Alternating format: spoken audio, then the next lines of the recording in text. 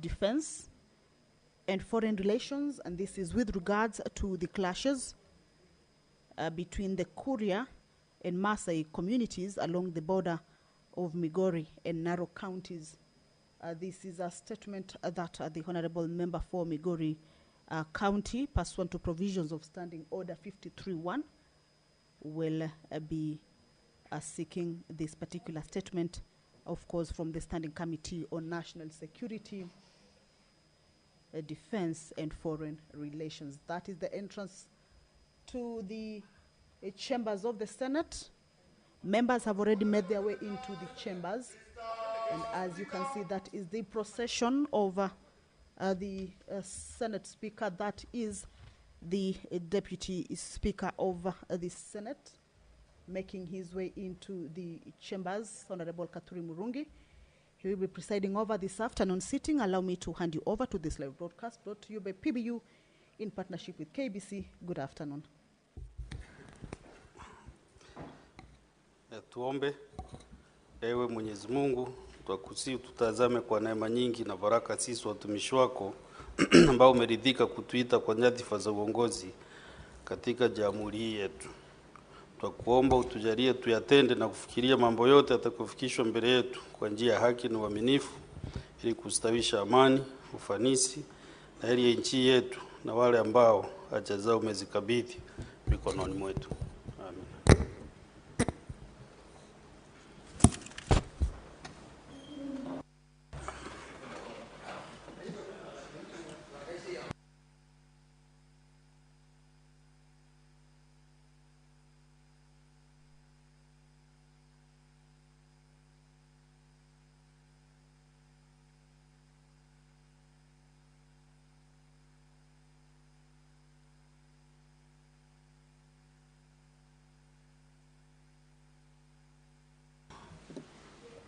Do you have quorum? Certainly, do you have quorum? If not, you ring the Sergeant at Arms, ring the quorum bell for 10 minutes.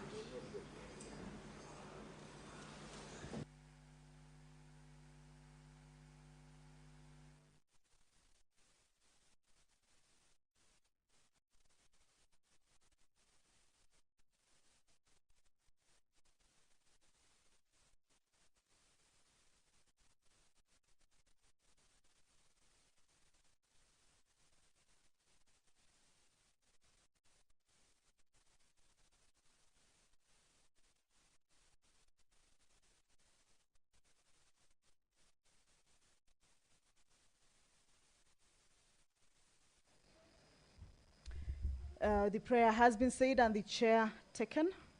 However, pursuant to the provisions of Standing Order 39 and 40, at the commencement of House business, once the prayer is said and the chair taken, at least 15 members are needed to be present inside the chambers for the House to be deemed to have achieved the required quorum or number of members present for the House to commence its business.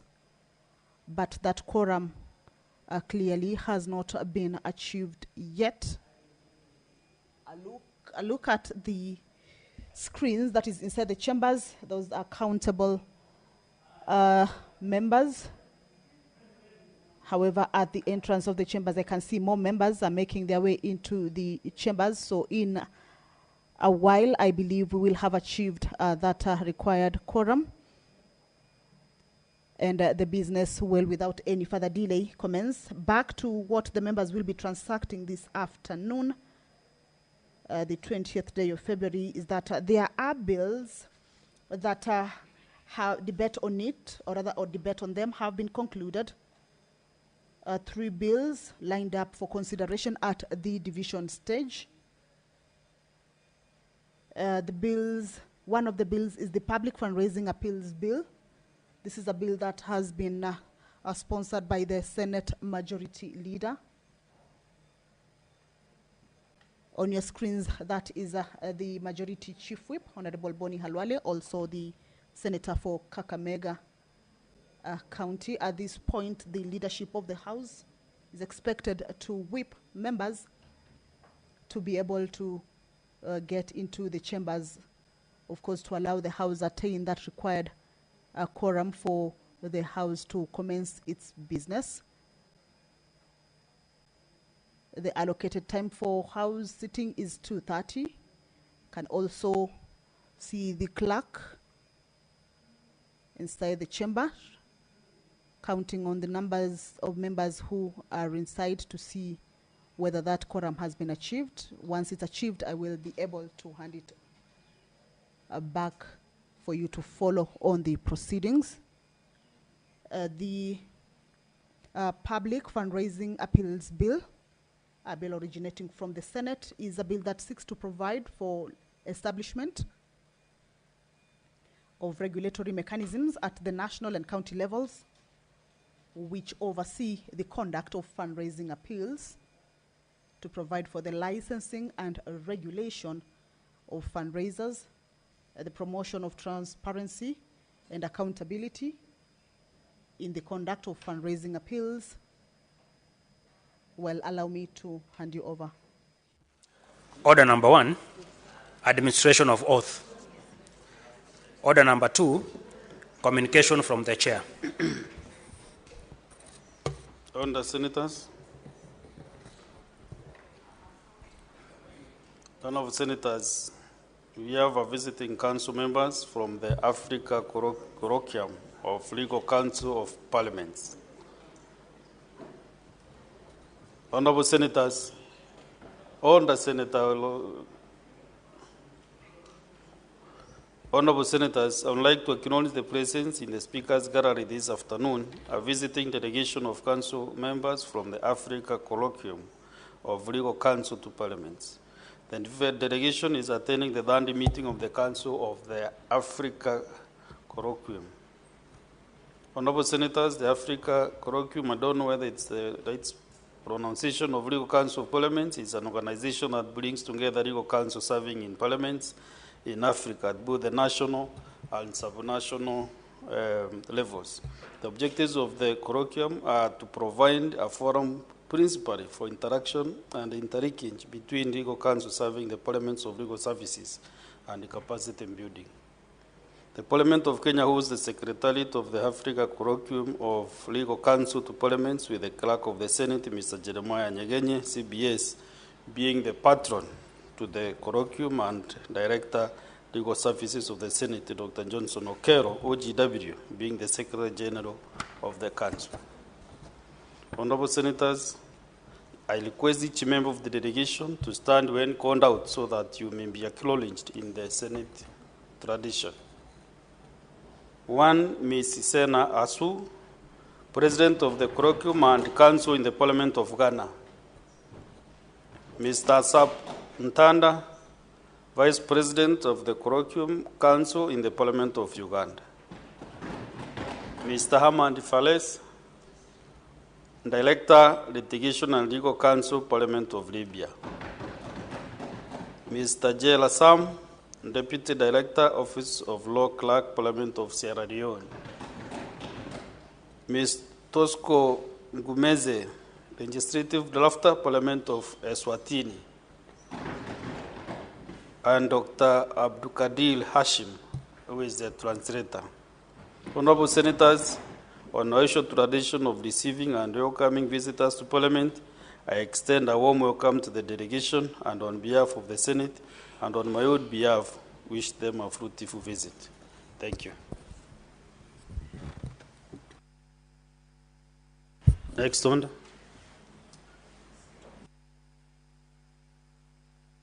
Okay. I'm trying to get a legal counsel here and not Senator Sifuna, somebody else. I can see you have no competition in matters law. Who? Senator Nduro, where is she? Okay, fine. Thank you. 1 minute to welcome the visitors.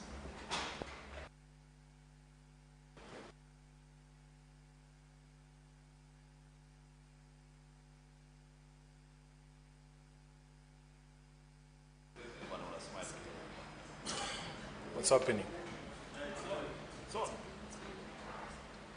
Sorry, we apologize for that hitch in the system. Honorable Speaker, I want to take this opportunity to welcome my colleagues in law of the colloquium of legal counsel in parliaments across the continent. I have had a brother from Uganda, our neighbor, Libya, Sierra Leone, Ghana, and of course, you know, Honorable Speaker, I am the Senate's permanent representative to the Parliament of Eswatini.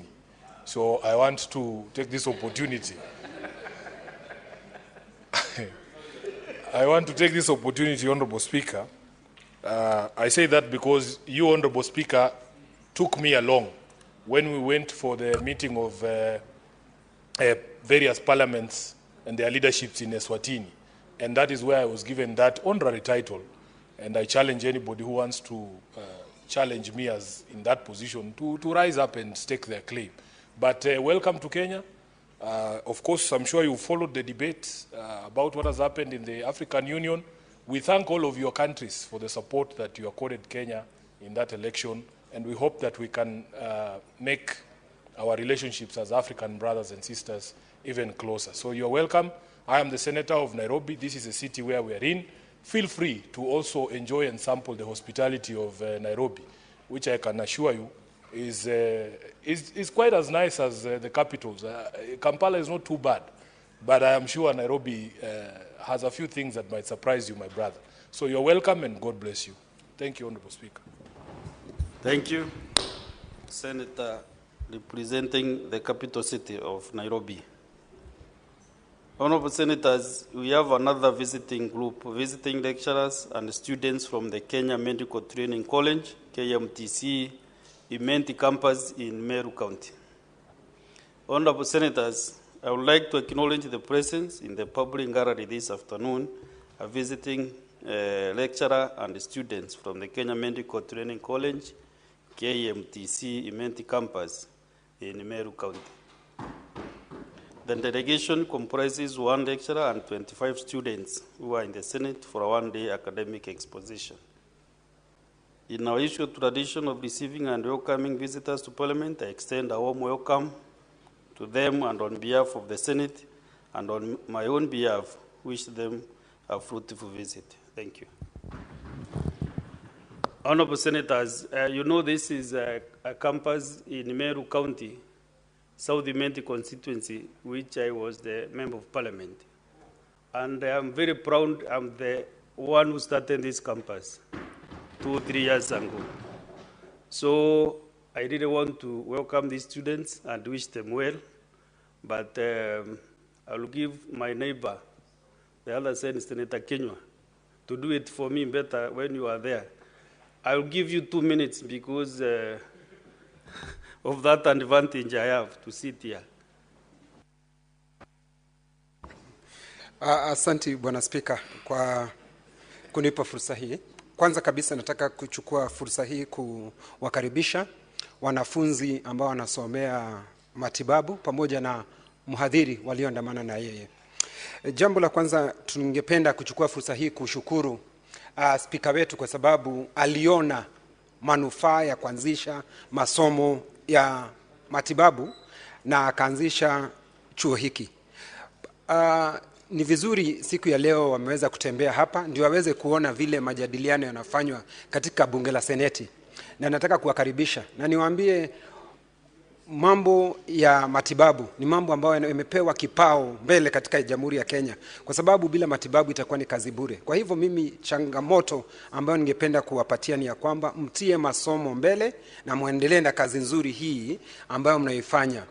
Na sio hiyo tu, hata mkiwa mnasomea matibabu, tungependa kuambia mnaweza kuwa viongozi kama wale walioko hapa. Na vile ambavyo spika alivyofanya, alitaka ninyi muwe na yale maono na mawazo mazuri ya kuweza kuatibu wa Kenya wote. Kwa hivyo mimi ni kuwatakia mema wakati mko hapa, mkiona mijadala inavyoendelea katika seneti hii, na mkienda nyumbani huko Meru, mseme hata sisi hapa tunamuenzi na tunampenda spika wetu, na mkifika huko mseme hata sisi tumekubali spika chochote nachotaka. Sisi tumempatia mamlaka hapa, na nyinyi mkienda huko mmuombee na chochote kataka nyinyi mpatie. Asanteni sana.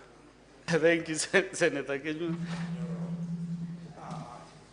Senator Okiya Omtata, can you resume your seat? I have something for you. I want to address you.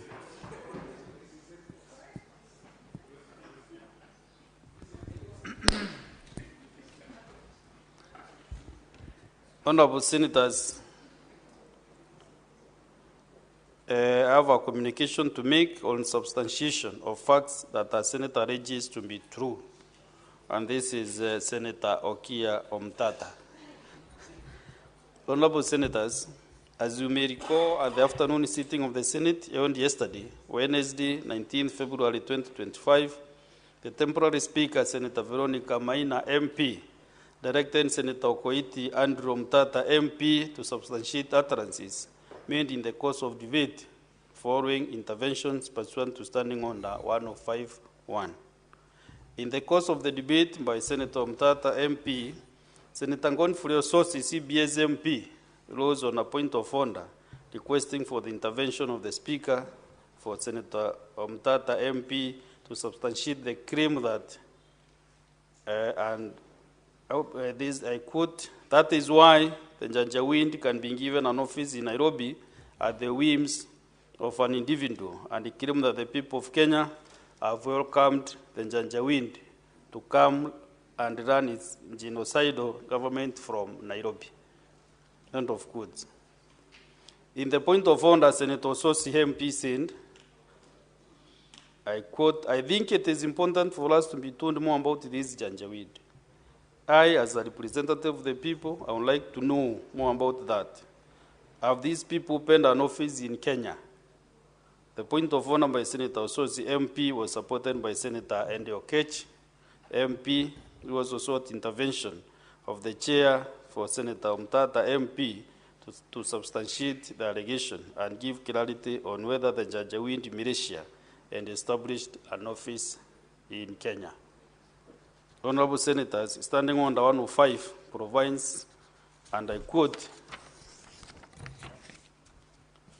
a senator shall be responsible for the accuracy of any facts that the senator alleges to be true and may be required to substantiate any such facts instantly. And two, if a senator has sufficient reason to convince the Speaker that the senator is unable to substantiate the allegations instantly, the Speaker shall require that such a senator substantiates the allegations not later than the next sitting day, failure to which the senator shall be deemed to be disorderly within the meaning of Standing Order 121, disorderly conduct, unless the senator withdraws the allegations and gives a suitable apology if the Speaker so requires. So Senator Omtata MP was not able to substantiate his statements pursuant to Standing Order 105.1 and subsequently walked out of the chamber. His exit from the chamber denied him an opportunity to make a request pursuant to Standing Order 105.2. Subsequently, the Speaker then directed that Senator Omtata MP, although he had exited the chamber, was required to table evidence as raised in the point of order by Senator Sosi MP and as supported by Senator Okech MP. Honorable Senators, pursuant to the directions above, I now invite Senator Okoiti Andrew Omtata MP to forthwith substantiate his claims, failure to which the senator shall be deemed to be disorderly within the meaning of Standing Order 121. In the absence of such substantiation, the senator will be required to withdraw the statements and apologize to the Senate. Thank you. Senator Okoiti Omtata. Mr. Speaker, sir, thank you for the opportunity to address the House. It's the mark of ultimate shame that from the chair you can pronounce a record that is not correct. Senator Khalwale contributed, we have not mentioned him. Senator Chereregei contributed, you have not mentioned him. You are giving us a sanitized version of events, and it's not that I failed to substantiate, but the House was unable to keep up with what I was saying. I gave a URL, a universal resource locator, to the information I had given.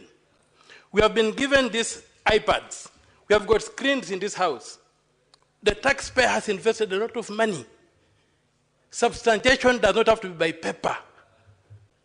Once I give a URL, it's up to the individual senators and the clerks to access the information that I've referred to through the Universal Resource Locator. And it's shameful that you can stand there, Mr. Speaker, sir, and read a sanitized version of events. Very many senators contributed to that motion. And unless you give a correct record of what happened, I'm not going to be invited into that murky bubble in which you want this house to exist. I will not. I was not disorderly. I did substantiate, and I'm not responsible for the incapacity of anyone to access the internet. The taxpayer cannot give us gadgets in this house, invest a lot of money, and we are unable to use them. If they don't give us, we complain we don't have. We are given, we can't use. So what are we dealing with? Let us shape up. Let us wake up. So let us govern this country. Have you substantiated? Can you get the correct? If you get the correct record, I'm not taking an opportunity to mess up my record. Let's give us a proper record of the Hansard. I gave a URL. I've not seen you refer to the URL. You can even go to YouTube and see what I said. A URL is a universal resource locator. It is supposed to be in the Hansard record. Thank you, Mr. Speaker, sir.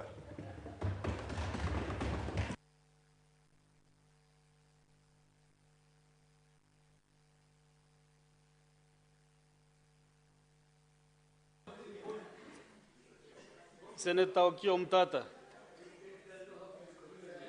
you have used a very strange language to the chair. I've gone to school. So I request that you really substantiate that matter. By Can doing you what? sit down? Can you sit down?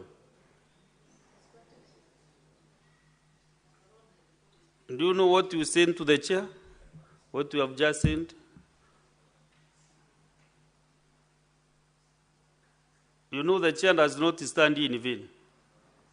I stood to make a communication to the Senate. And this communication is official. Right? So now you're asking me, it is shameful for the chair to stand. What do you want me to do? Because that is the tradition. The chair can only make a communication or standing. I have no option of sitting on the floor when making communication. I have no option of sitting. I should stand up and make communication. Can you first of all withdraw that? Just a minute. Mr. Speaker, sir, I think we should conduct proceedings in this House in mother tongue.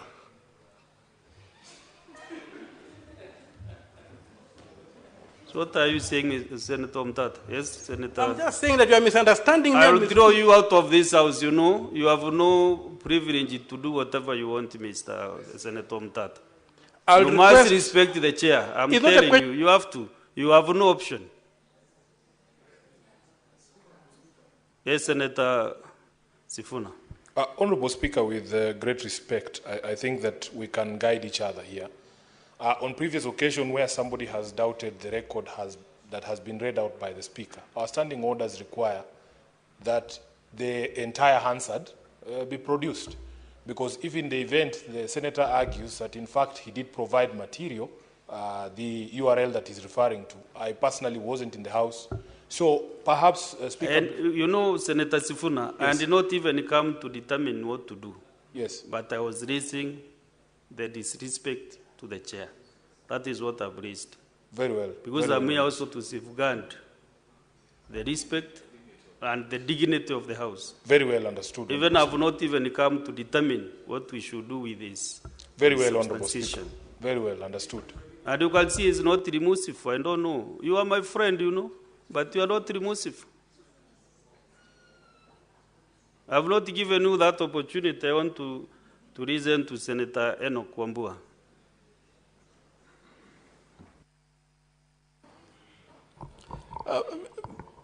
Mr. Speaker, I think we can do well by just bringing down our temperatures in the House. We are visitors, Mr. Speaker.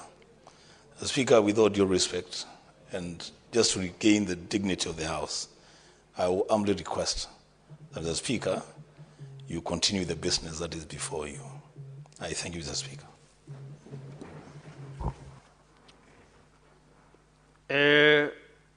Let me take some time to check on something here on this URL that you provided, and I'll give some guidance later. Next order.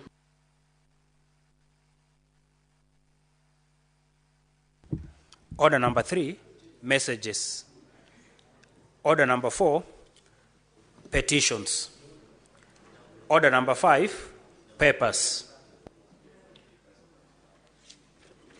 Majority Leader.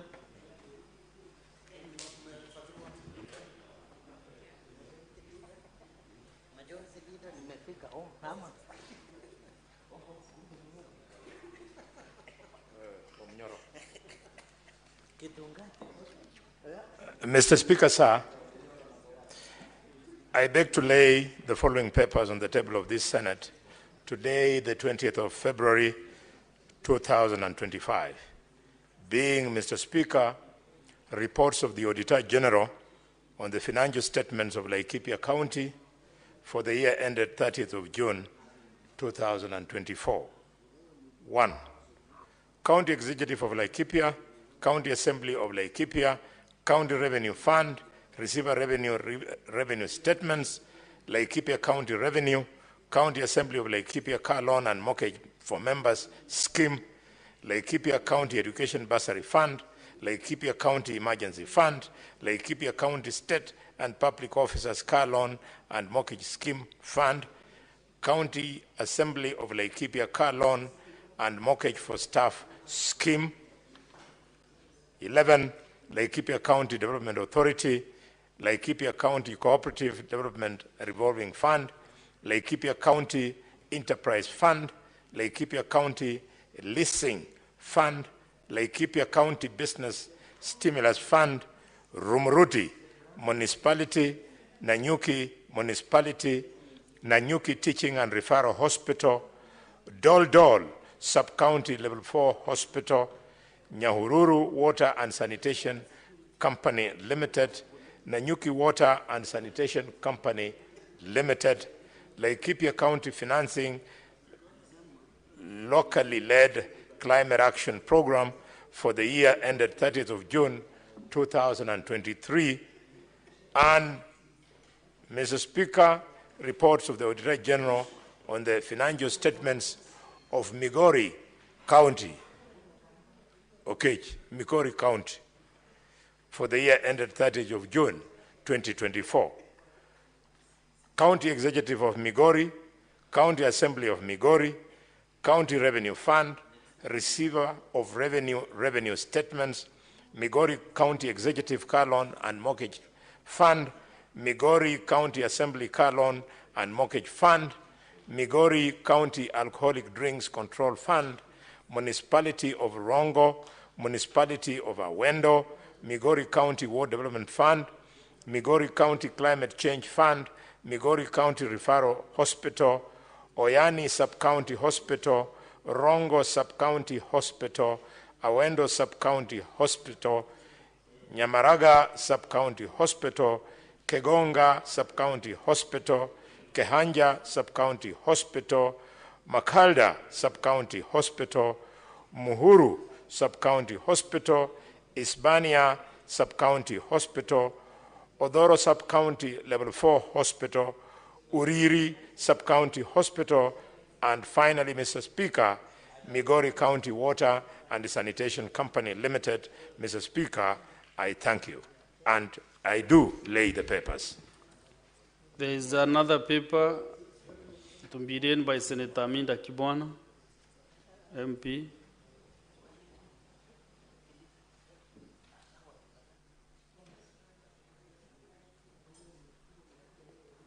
Has anybody been given that assignment to do?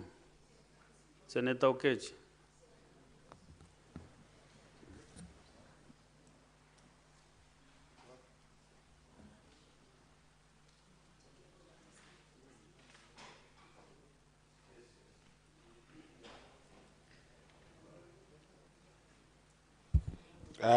Mr. Speaker, sir, on behalf of Senator Amida Kibwana, I beg to lay the following paper on the table of the Senate today, 20th February 2025. Report of the Senate Delegation to the High-Level Political Forum, HLPF 2024, on Sustainable Development held in New York, United States of America, from 8th to 17th July 2024. Thank you. Okay. Next order.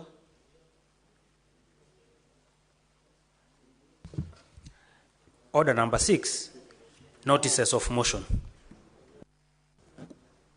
There is a motion by a notice to be given by the chair. Someone can do it for me. Senator Mboni Karwale, give notice of that motion.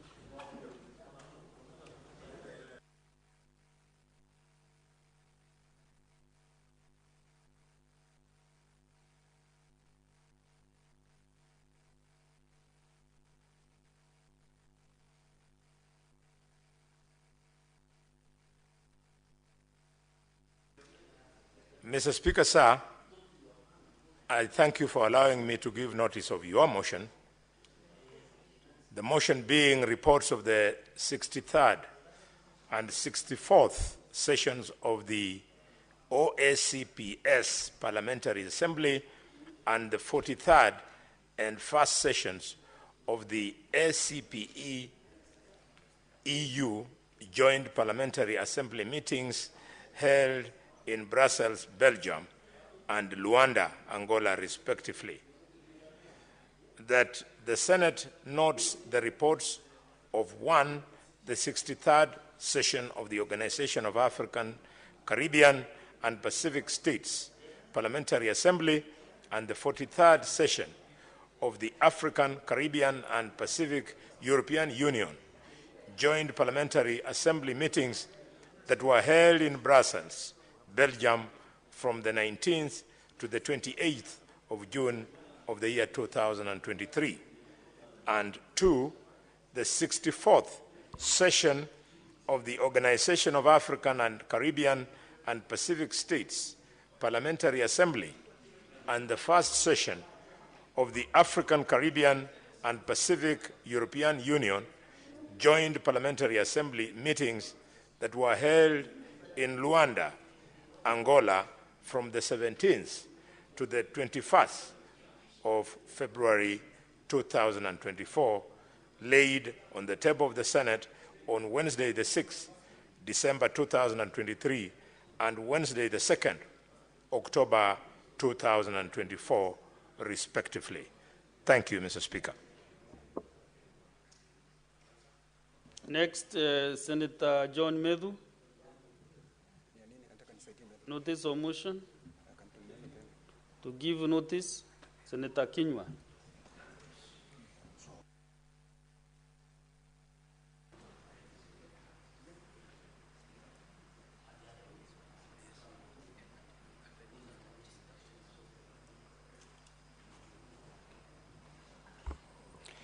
Mr. Speaker, I beg to give notice that the Senate notes the report of the 9th Interparliamentary Union IPU Global Conference of Young Parliamentarians held in Hanoi, Vietnam, from 15 to 17 September 2023, laid on the table of the Senate on Tuesday, 5th March 2024. Next is Senator Ali Ibrahim Loba. Proceed, Senator Miriam. Thank you, Mr. Speaker. On behalf of Senator Ali Roba, Mr. Speaker, I beg to give a notice for the following motion, that the Senate notes the reports of the 14th ordinary session of the plenary assembly and related meetings of the Forum of the Parliaments of the International Conference of the Great Lakes Region, held in Livingstone, Zambia, from 5th to 19th April 2024, laid on the table of the Senate on Thursday, 30th May 2024. Thank you.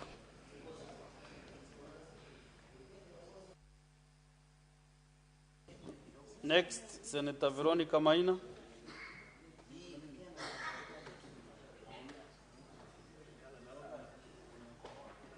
Yes, Senator Eddie Okech.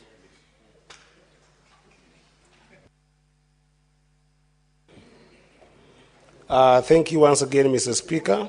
This is a notice of motion on the report of the Senate delegation to the High-Level Political Forum, HLPF 2024, on sustainable development.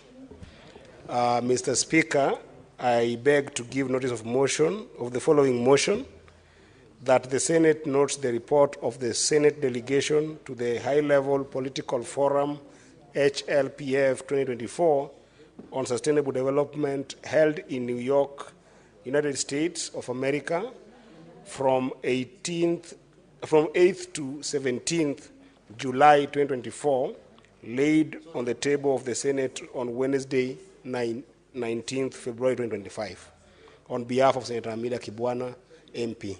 Thank you, Mr. Speaker. But you have written that paper today, not Wednesday. Today is Thursday. Laid on the table of the House today, 20th. My apology. May There you is an error in that. may it be on the record that it has been laid today, Thursday, the 20th February 2025. Very well. There is another notice of motion by Senator Veronica Maina. Another one by Senator Moses Kajwan.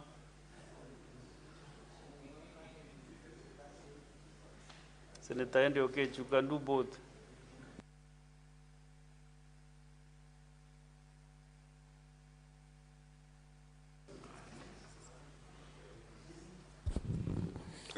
Thank you, Mr. Speaker. This is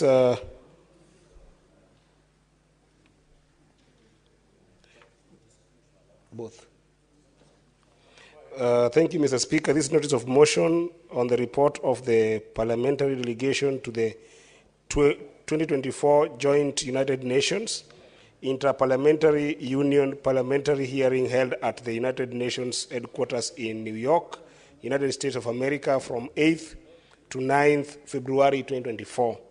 Mr. Speaker, sir, I beg to give notice of the following motion, therefore, that the Senate notes the report of the parliamentary delegation to the 2024 Joint United Nations Interparliamentary Union parliamentary hearing held at the United Nations headquarters in New York, United States of America, from 8th to 9th February 2024, laid on the table of the Senate on Tuesday, 17th September 2024.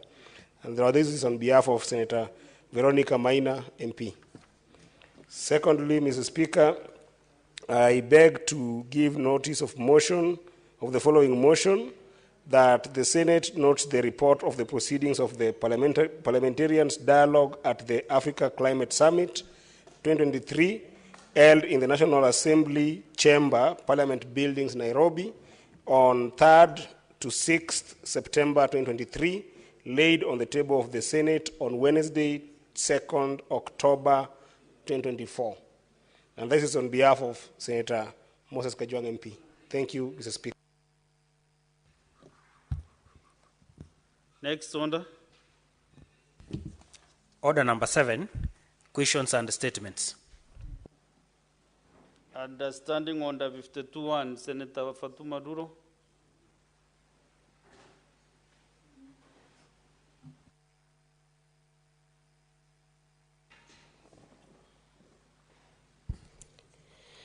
Thank you, Mr. Speaker. Sir, I rise pursuant to Standing Order 52-1 to make statement on a matter of county-wide concern, namely the troubling events that transpired during His Excellency the President's recent visit to Isiolo County on Thursday, 6th February 2025, and the broader deterioration of governance and security in the county. Mr. Speaker, the chaos and disorder witnessed during the presidential visit were not merely spontaneous occurrences, but rather the culmination of systemic failures in security governance and administration exacerbated by deliberate action of certain county officials. These issues demand immediate national attention. Mr. Speaker, sir, first I must address the glaring security lapses that characterized the visit.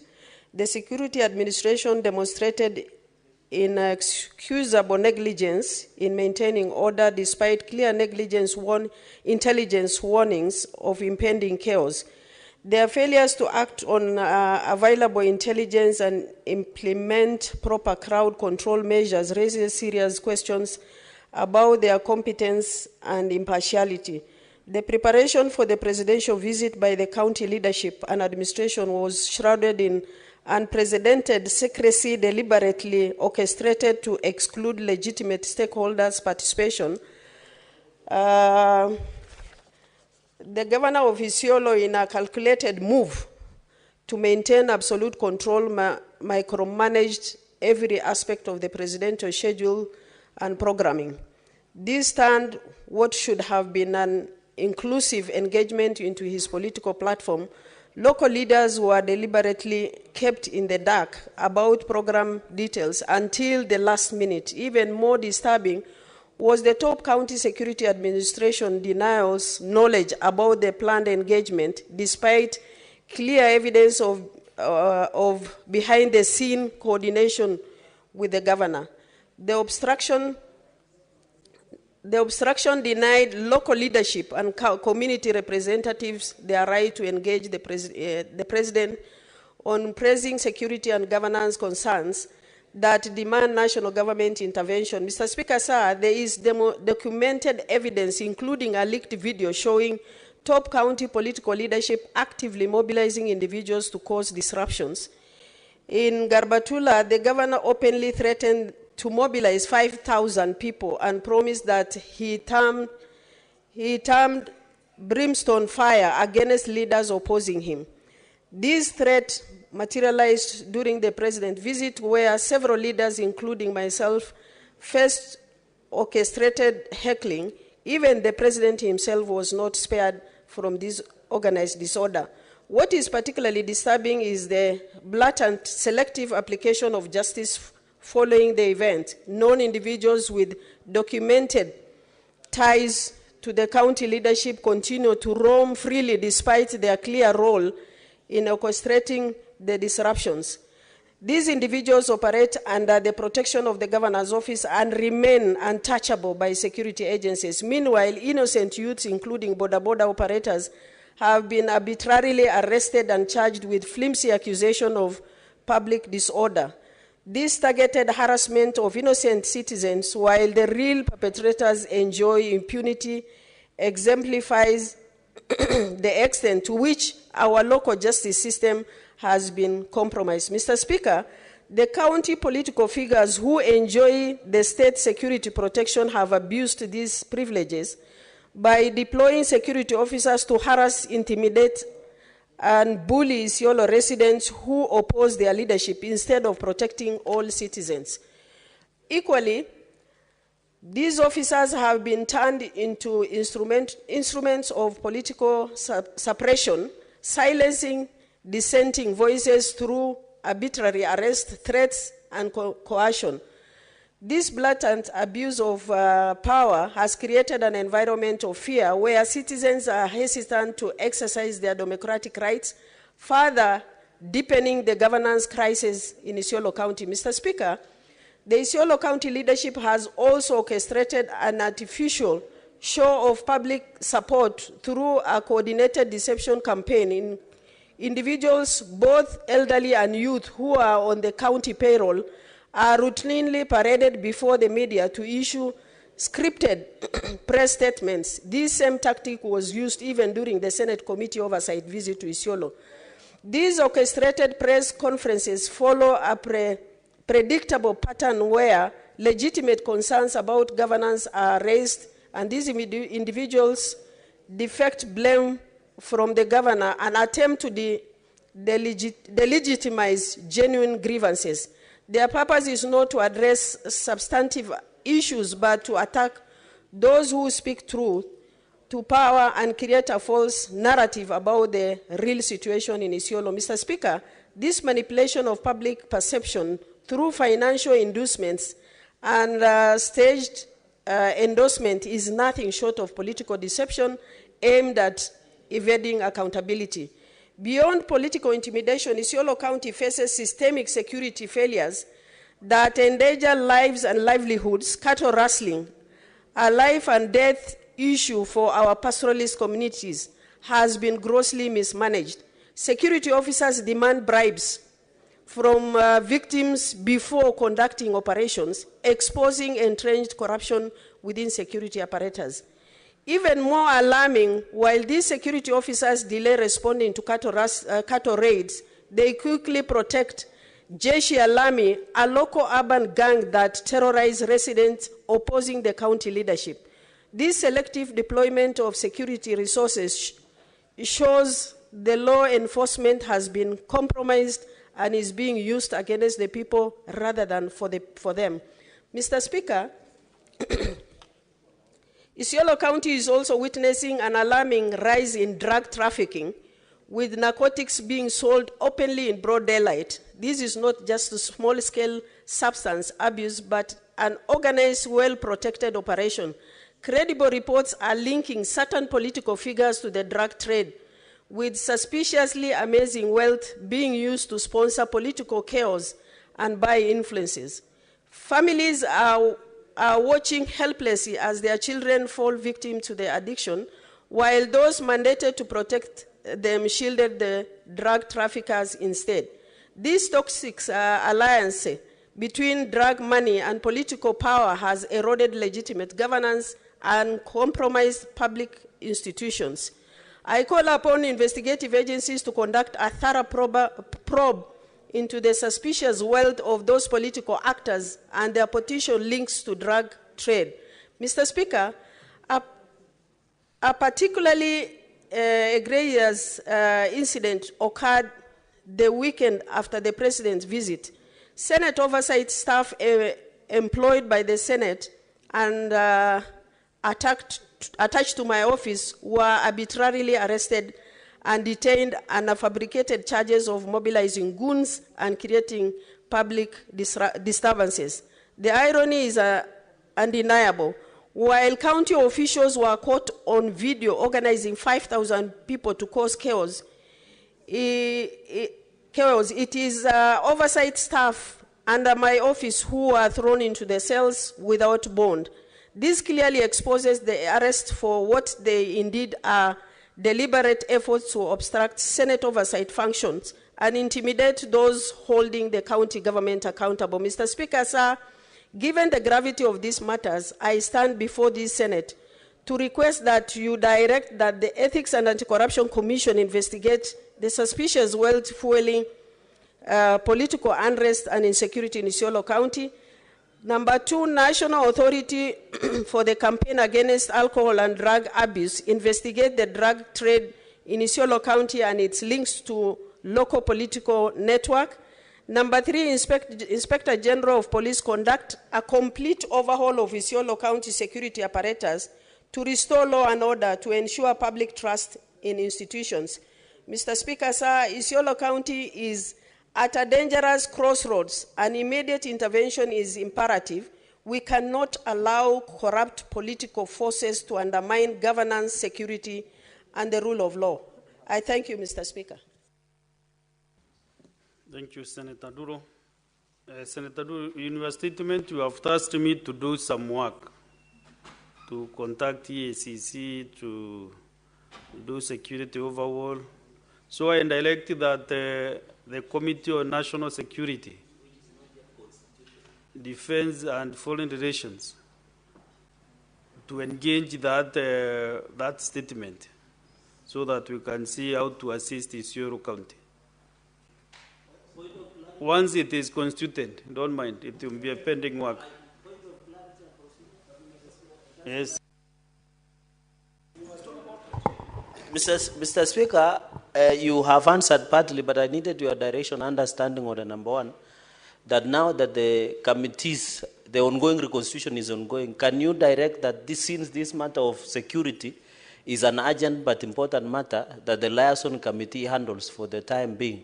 Because when you talk about security, in your indulgence, because you have power understanding on the number one, because the reconstitution of committees might take longer as we anticipate. I can see the person who is lobbying for a chair is not even aware of what is happening. I thank you, Mr. Chair. Professor Ojienda, Sifuna handled him properly today. Senator Chalage, you know, liaison committee is composed of chairs of committees. If you have not elected chairs in your respective committees, then there is no liaison committee. Of course, I chair liaison and we are not meeting because I have no members. You must give me members from the committee. Senator for Nairobi. Speaker, we are members of that committee, and whatever directive you will make, we will abide. For your information, we have elections to get the chair and the vice chair on Tuesday of next week. So by the end of the day, Tuesday, the committee will be in place with the leadership. So there is no reason not to commit any business to us. You seem to have come with a lot of energy in that committee, so I think it will be one of the best. Yes? Okay. Is a new broom, sweep screen. A new broom, sweep screen. So he's a new member of national security. Okay, Senator Duro, I've guided accordingly. Next is okay. You have a statement under 50, standing on the 53-1.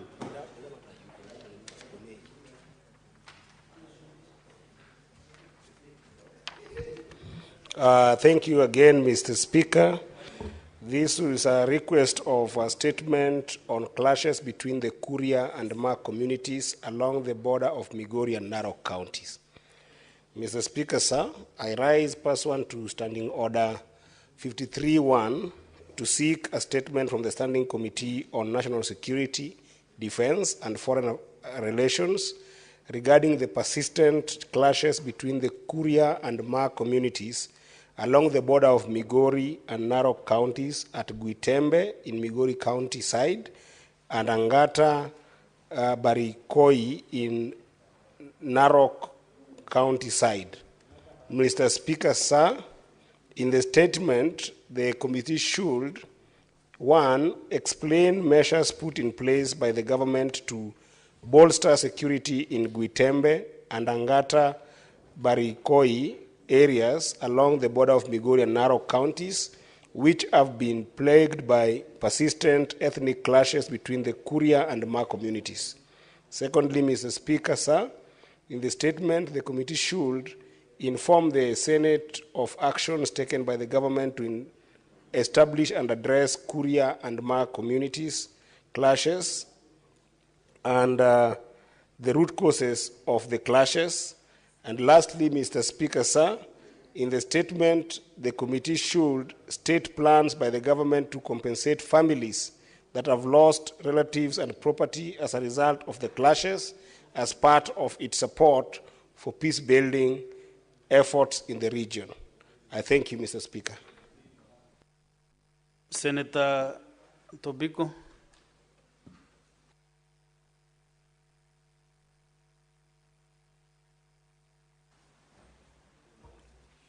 Thank you. Thank you, Mr. Speaker. Mr. Speaker, this statement is on the rising rape cases in Magadi area, Kajiado West sub-county. Mr. Speaker, I arise pursuant to Standing Order 53-1 to seek a statement from the Standing Committee on National Security, Defense and Foreign Relations regarding rising rape cases in Magadi area, Kajiado West sub-county, Kajiado County, attributed to a suspect going by the name Lorgali.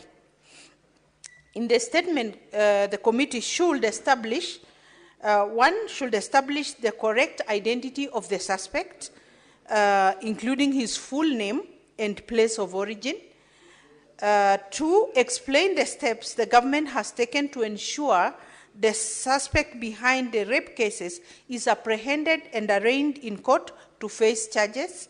3, they should state the number of reported cases of rape and defilement in Magadi area from June 2024 to date, and outline the measures in place to support the victims in coping with the trauma. 4, and outline the preventive measures the government has implemented to curb further cases of rape and defilement in the region. Thank you, Mr. Speaker. Senator Aminda Kibwana.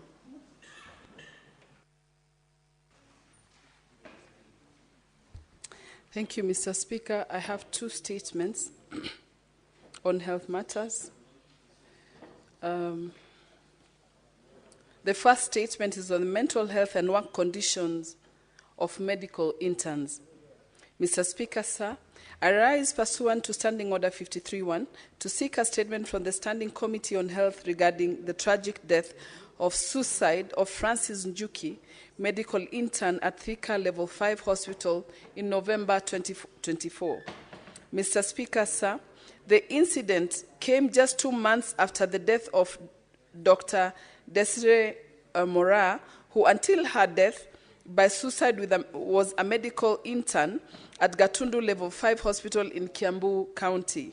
This highlights the urgent need to address rising mental health concerns and toxic work conditions faced by medical interns in Kenya. The deaths of these young medical professionals are not only individual tragedies, but also a stark reminder of systematic issues within our healthcare system. It is imperative that the Senate take swift action to ensure that the safety, well-being, and dignity of all those who dedicate their lives to serving our nation's health. In the statement, the committee should investigate the working conditions and schedules of medical interns at public hospitals, especially addressing claims of excessive working hours and poor working environment. Number 2, examine the existing mental health support programs available for medical professionals, particularly interns, and recommend enhancements to those programs to prevent such tragic outcomes. Number 3, assess the role of hospital administration and the Ministry of Health in safeguarding the welfare of medical interns, including measures taken to address the grievances and provide mentorship. Number 4, provide a detailed report to the policies governing the deployment, supervision, and work-life balance of medical interns and propose reforms where necessary. And the last but not the least, recommend actionable steps to create a safe and supportive working environment for all medical professionals, with a particular focus on addressing mental health challenges within the sector. My second statement, Mr. Speaker, is concerning the agreements for supply and lease of medical equipment to county public health facilities. Mr. Speaker, sir, I rise pursuant to Standing Order 53-1 to seek a statement from the Standing Committee on Health regarding the viability of agreements entered into by the Ministry of Health and county governments under the National Equipment Support Program, NESP, for supply and lease of medical equipment to county public health facilities. In the statement, the committee should disclose the names and credentials of suppliers contracted by the Ministry of Health under the National Equipment Support Program to supply and lease medical equipment to county public health facilities, explaining how the said suppliers were selected. Number 2, provide a detailed schedule of payments made by each county government under NESP in the 2024-2025 financial year, highlighting any deductions made directly from the county government's equitably share of revenue raised nationally.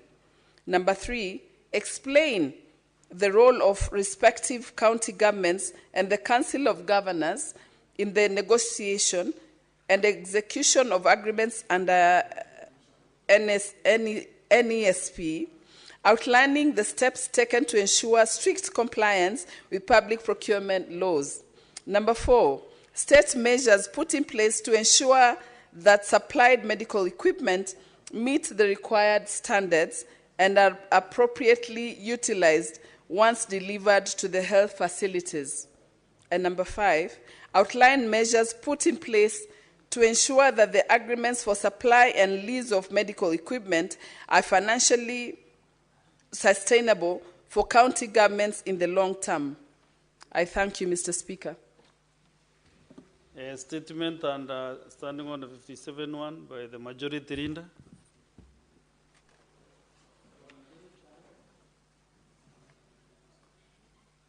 Sorry, Mr. Speaker, I was consulting.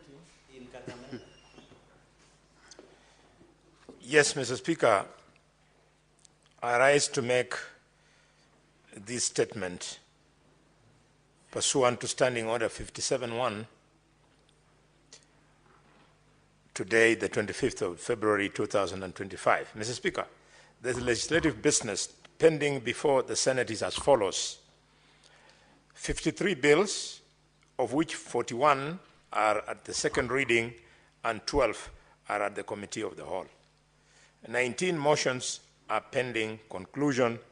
24 petitions are pending conclusion, out of which 17 are due to reporting by the respective standing committees. 463 statements pursuant to Standing Order number 53-1 are pending conclusion. As listed in today's order paper, Mr. Speaker, orders number 10, 11, and 12, there are 3 bills awaiting division at the second reading stage. I therefore request the party whips to mobilize the prerequisite number of county delegations for the voting to be undertaken. I also request honorable senators to remain in the chamber for the same purpose. Mr. Speaker, on 25th of February, Tuesday, 2025, the Senate Business Committee will meet to consider the business for the week. The tentative business for that day will include business not concluded from today's order paper, as well as business indicated in the notice paper. The tentative business for the morning sitting on Wednesday, 26th February 2025, will include the schedule of questions to Cabinet Secretaries as approved by the Senate Business Committee, as well as motions. Mr. Speaker, the scheduled questions include the following. Question number 5 to the Cabinet Secretary for Health by Senator Hamida Kibwana, MP. Question number 14 to the Cabinet Secretary for Health by Senator Morango, MP. Question number 5 again, the Cabinet Secretary, Minister for Health by Senator Catherine Muma, MP. Question number 8 to Cabinet Secretary for Water, Sanitation and Irrigation, Senator Eddie Okech, MP. And question 9 to the Cabinet Secretary for Water and Sanitation Irrigation by Senator Daniel Maanzo, EBS MP. The tentative business for the afternoon sitting on Wednesday, 26 February 2025 will include business not included from the order paper for Tuesday, 25th February 2024, and also the following. A, bills at the second reading, namely the County Statistics Bill, Senate Bills number 5 of 2024, the Statutory Instruments Amendment Bill, Senate Bills number 10 of 2024, the County Wards Equitable Development Bill, Senate Bills number 20 of 2024, the Public Finance Management Amendment Bill, Senate Bills number 27 of 2024, and the County Government's State Officers Removal from Office Procedure Bill, Senate Bills number 34 of 2024, the Creative Economy Support Bill, Senate Bills number 30 of 2024, the Livestock Protection and Sustainability Bill, Senate Bills number 32 of 2024, the County Government's Amendment Bill, Senate Bills number 39 of 2024, the County Library Services Bill, Senate Bills number 40 of 2024, and, Mr. Speaker, the Labor, Migration and Management Bill, number 2, Bill, Senate Bills number 42 of 2024. B, Mr. Speaker, will include bills at the Committee of the Whole, namely the Early Childhood Education Amendment Bill, Senate Bills number 54 of 2023, the County Public Finance Laws Amendment Bill, Senate Bills number 39 of 2023, the County Government's Elections Laws Amendment Bill, Senate Bills number 2 of 2024, the County Assembly Services Amendment Bill, Senate Bills number 34 of 2023, the Local Content Bill, Senate Bills number 50 of 2023, the Land Amendment Bill, National Assembly Bills number 40 of 2022, and the Cooperative Societies Amendment Bill, Senate Bills number 53 of 2023. C, Mr. Speaker, it will also include motions being 1, report of the County Public Investments and Special Funds Committee on the consideration of the audit reports of the county hospitals for the financial year 2021-2022. 2, reports of the County Public Investments and Special Funds Committee on the consideration of the audit reports of the municipalities for financial years 2020, 2021, and 2021, 2022, and 2022, 2023.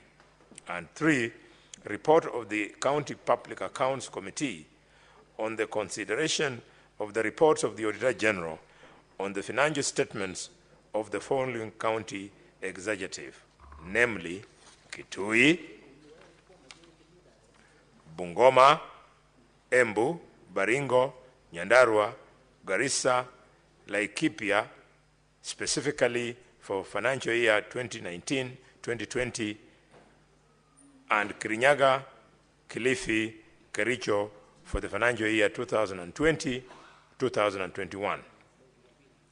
The fourth one, Mr. Speaker, will be the report of the County Public Accounts Committee on the consideration of the reports of the Auditor General on the financial statements of the following county executives: Mombasa, Nakuru, Nyeri, Bomet, Kisii, Turkana, Trans Nzoia, Nyandarua, Nairobi, Kwale, and Kwale. And finally, report of the County Public Accounts Committee on the reports of the Auditor General on the financial statements of the following county assemblies: Machakos, Turkana, Kisii, Uasin Gishu, Kirinyaga, Nyeri, and Tana River.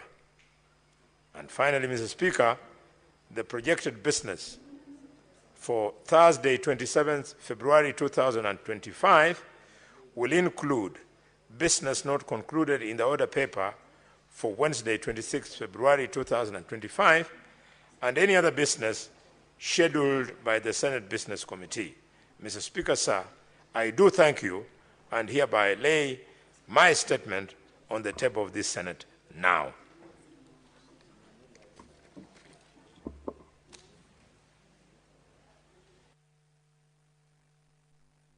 Honorable Senators, I can see there are some senators here who are lined up for comments. We first want to put this question under next order 8, then we come back to the comments. Next order. We have.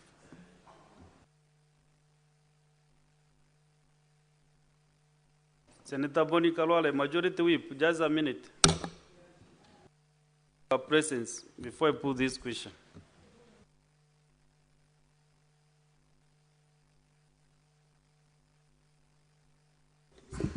Order number 8, motion recording the thanks of the Senate on Kenya's attempt for the position of the chairperson of the African Union Commission, AUC, resumption of debate, question to be put.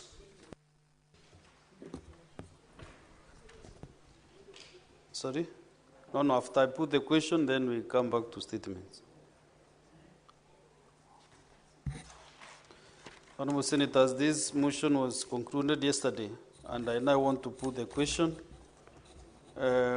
Recalling that the African Union, AU, the successor to the Organization of African Unity, OAU, was launched in 2002 as a continental body consisting of the 55 member states that make up the countries of the African continent, with the vision of creating an integrated, prosperous, and peaceful Africa, driven by its own citizens and representing a dynamic force in the global arena. However, that the African Union Commission, AUC, was established as the secretariat responsible for the operations and activities of the AU, and then by the chairperson elected by heads of state and government from member states.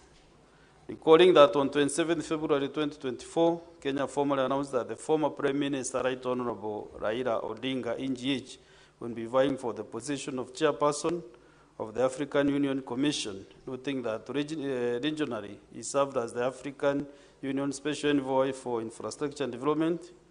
His Excellency the President endorsed the late Honorable Raila Odinga as Kenya's candidate for the chairperson of the African Union Commission.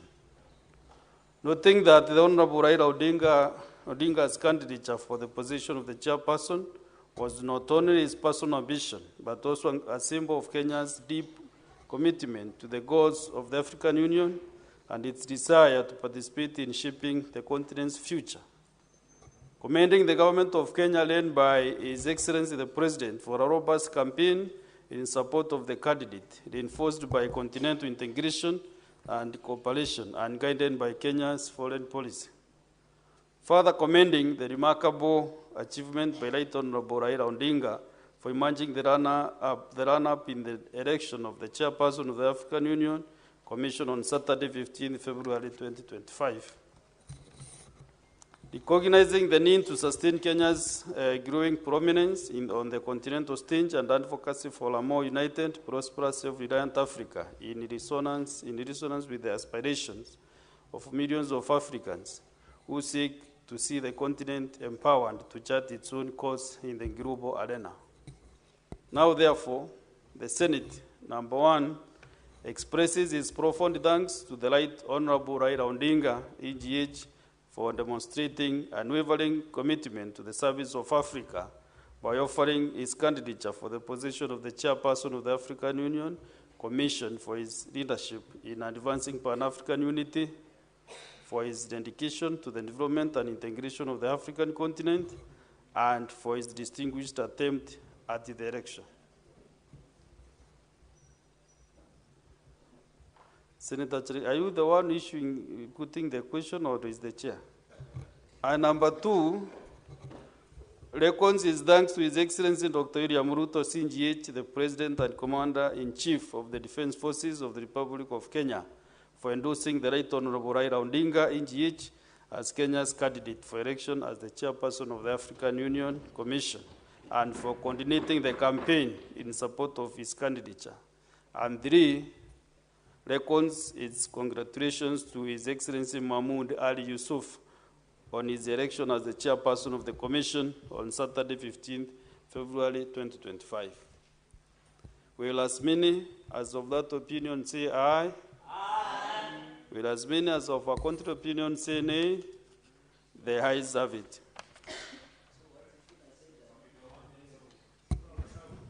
So, members, I can see Senator Professor Tom Odhiambo Jenda. Do you want to make a comment on the statements? Mr. Speaker, I rise to make a statement, to make a comment on the request for statement on the conflict or clashes between the Kuria and the Ma communities along the border of Migori and Narok counties. Mr. Speaker, this is a statement that has been sought today by my colleague, Senator Eddie Okech, and it touches on the interests of a very small community, but also mirrors certain activities that impact on the life of a community. In this case, Mr. Speaker, the Kuria community. The Kuria in North Ntimaru, Mr. Speaker, have been unable to peaceably live in their land. The land they call the land of their ancestors, Mr. Speaker, because of sporadic conflicts and invasion from the Ma community, Mr. Speaker. It is important, Mr. Speaker, that this is brought to the attention of the relevant committee, and I'm glad, Mr. Speaker, that you referred this statement to the Security Committee that shall deal with it. This, Mr. Speaker, has affected the lives of women. And, Mr. Speaker, I recall in December, Senator Eddie Okech had to take food to the area of Timbaru to leverage on the food shortages and on the inability, Mr. Speaker, of women and men to farm and feed their families. It is sad, Mr. Speaker, that a community as small as the Kuria community can go through attacks. And, Mr. Speaker, in Angata Barikoi in Narok County, you will be surprised, Mr. Speaker, that even when these communities try to farm, they are unable to, because their crop is either harvested before it is ripe or destroyed, or cows simply put into the fields, Mr. Speaker. Mr. Speaker, conflicts, and this is instructive because conflicts, for instance, between neighboring communities should be resolved. Where neighboring communities live, Mr. Speaker, and their conflicts, there must be a solution, because it is these conflicts that spread and eventually become bigger, and people are unable to live in peace. Mr. Speaker, I pray that this statement be taken seriously, and I thank Senator Eddy for bringing this statement to the House so that we can investigate and call the security apparatus within this region. And, Mr. Speaker, where there is need, or where there may be need, we may have, Mr. Speaker, as a security committee, and I'm glad my colleague, Mr. Sifuna, sits in that committee, to summon, Mr. Speaker, the county officers in charge of security in that region, to explain whether it is due to complacence on the part of officers that these clashes have continued on and that communities have continued to suffer, or if there's need, Mr. Speaker, to transfer officers or have a station in these places so that we do not have these conflicts continue. I thank you, Mr. Speaker. Senator Chalge. Thank you, Mr. Speaker. Sir, I want to support two statements. On the issue of security, Senator Eddy should be comfortable because he's seated to one of the members of National Security Committee. I hope you will seize that matter. Even ask or consult me and Senator Ojenda on the peace along the border, where we continue to maintain peace between Nandi County and Kisumu, also Senator Otsotsi, between Nandi and Vihiga, and also between Nandi and Kakamega. So we hear you, and we want to request the people of along Angata Baragoi, where Senator Ledama comes from, to continue to maintain peace. All of us are one Kenya, and I want to encourage the National Security Committee, which will be reconstituted, to find time and go and engage the great people of Angata Baragoi between the Migori and Narok County, and I hope the area senators will be available, because we want one united Kenya where peace thrives in everything, because if there is no peace, there is no development. So, Speaker, secondly, I have seen and I saw in news that there is a rampant rapist in Kajiado County called by the nickname Lolgari. So, Speaker, I am bringing amendment to Sexual Offences Act, such that the individual who perpetuate rape should be castrated professionally, Mr. Speaker. We should castrate. Why would we allow somebody to rape? They can procreate DNA that will give birth to rapists. So, Mr. Speaker, we should castrate. And some of us who are pastoralists, like myself, Ledama, and Senator Tobiko, we are experts in castration. We can assist how to castrate those individuals, because what is the solution? Under Sexual Offences Act, what is the solution? You see, these people are taken to court. They are given a bail and bond of 100,000 shillings, and they are being left, Mr. Speaker. The rape causes not only trauma to the individual, it is a lifetime mark, Mr. Speaker. And God forbid you get a child, Mr. Speaker. And this could be young children who are being raped. I am even surprised in this town, and Senator Sifuna should listen to this, that even I'm surprised, even the mentally unstable women are pregnant. Who dares to rape a mentally unstable woman in this city, Mr. Speaker, or across the country? If that person is an animal. Because if they cannot request or who a woman or anyway a girl, Mr. Speaker, then that person is an animal. Because we have reason. You can sit with a girl, take her on a coffee date and convince her otherwise, Mr. Speaker. So I want to appeal. I'll be bringing number 2, Mr. Speaker, in my proposal. Are you saying that animals do rape? I'm not saying animals do rape, but I'm saying animalistic behavior. You know, when animals are on heat, they just do the needful, Mr. Speaker. I don't want to say much because you have visitors. Another proposal on Sexual Offences Act I want to propose is we must put trackers to these pedophiles and rapists, like the way they do it in Europe and America, Mr. Speaker, so that when a rapist and a pedophile person comes around, there is a signal. Council wants to inform you, you know, you are senior. Senior counsel today, the way he's smiling, I can agree. Mr. Speaker, I just wanted to inform the good senator of Nandi. He's made a very good statement, and we should not tolerate rapists. But, Mr. Speaker, I want him to consider advising our young girls to remain pure and not to tell them that if they are approached and lured, then they should have sex before marriage. You should encourage our young girls to remain pure and not to give in to sex advances till they find their spouses. Thank you, Mr. Speaker. Mr. Speaker, I agree with Senator Okongo Mugeni. He has spoken like an Adventist elder. And think Sabbath, that is a good sermon for Sabbath. We have called them to be pure. Mr. Speaker, the second proposal is that we need to put trackers to these rapists, the way we have done with pedophiles in America and other countries, so that when they come around schools or come around, it should be tracked. There should be a signal, Mr. Speaker, so that we can prevent these rapist cases. And I want to challenge DCI, if these cases of abductions are happening, and they know, it is hard to look for one person, one rapist that is causing havoc, that has raped 8 women in Kajiado. It is very unfortunate. What DCI, and we give them money. DCI, must be called out, and the police to ensure they track these rapists, Mr. Speaker. We don't want our women and girls to live in fear when they are going to school or they are.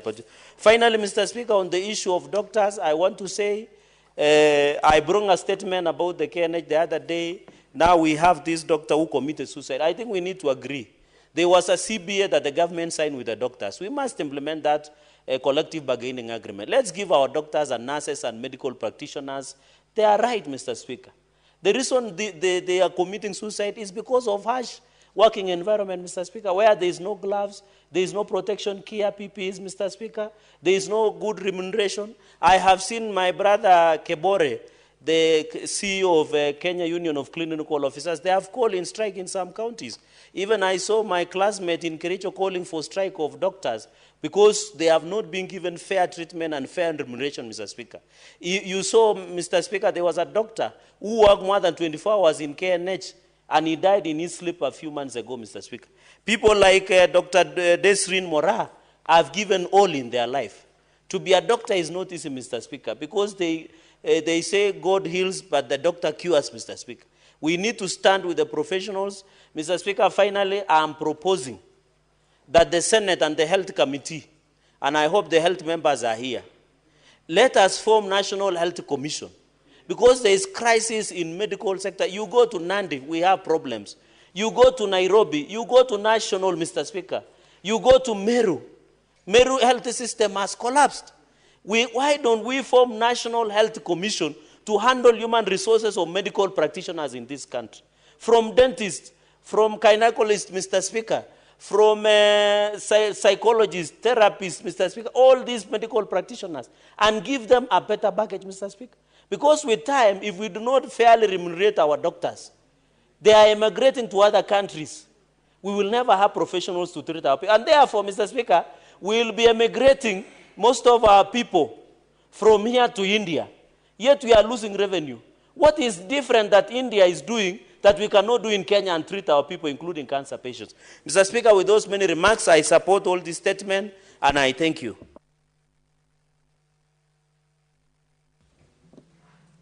Next, Senator Ososi.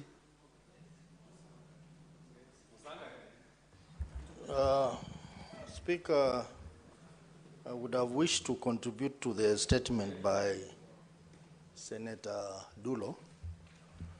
I don't know what your position is, because I think the matter raised in that statement are very weighty. If you can allow me to comment on that. Proceed. Mr. Speaker, I want to support the statement by Senator Dulo regarding the security situation and the state of governance in Isiolo County. And in the statement, she has made reference to the events during the presidential visit to Isiolo. And in the statement, Mr. Speaker, you can clearly see there was some governance issues related to the planning of that event and the incidences that happened, which were not very good incidences to happen in a presidential event. Mr. Speaker, I want to comment on this because nearly 3 weeks ago, we had a similar incident in my county, Vihiga County, where the presidential visit happened at a place called Luanda. A market was being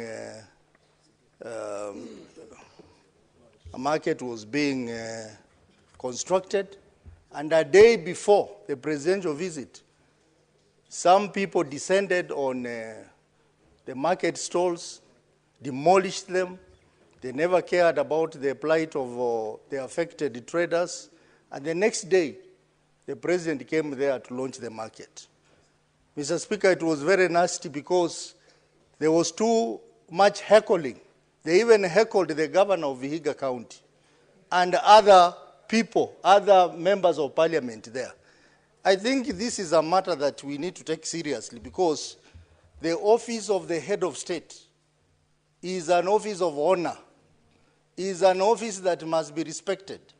And therefore, when we have all this manner of heckling and disorder in a presidential event, then we are clearly making this office to lose the respect it has.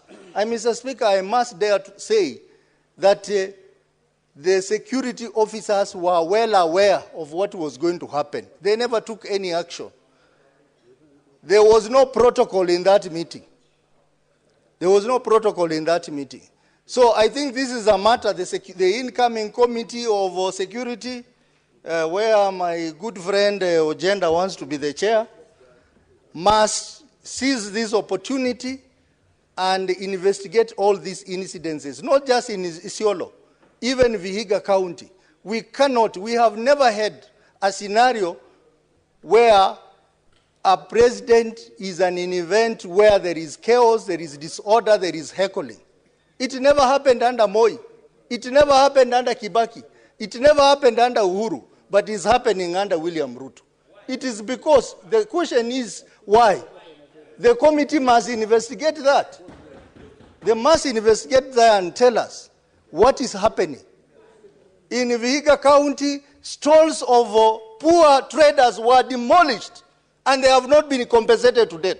Just because the president is coming the next day to launch a market. They had all the time to plan. They should have planned better. A governor of Vihiga County ended up being heckled because the traders thought it is him who had demolished. But it was demolished by national officials who came a day before. Mr. Speaker, this disorder must stop, and therefore I support. What is your point? Okay, you are finished.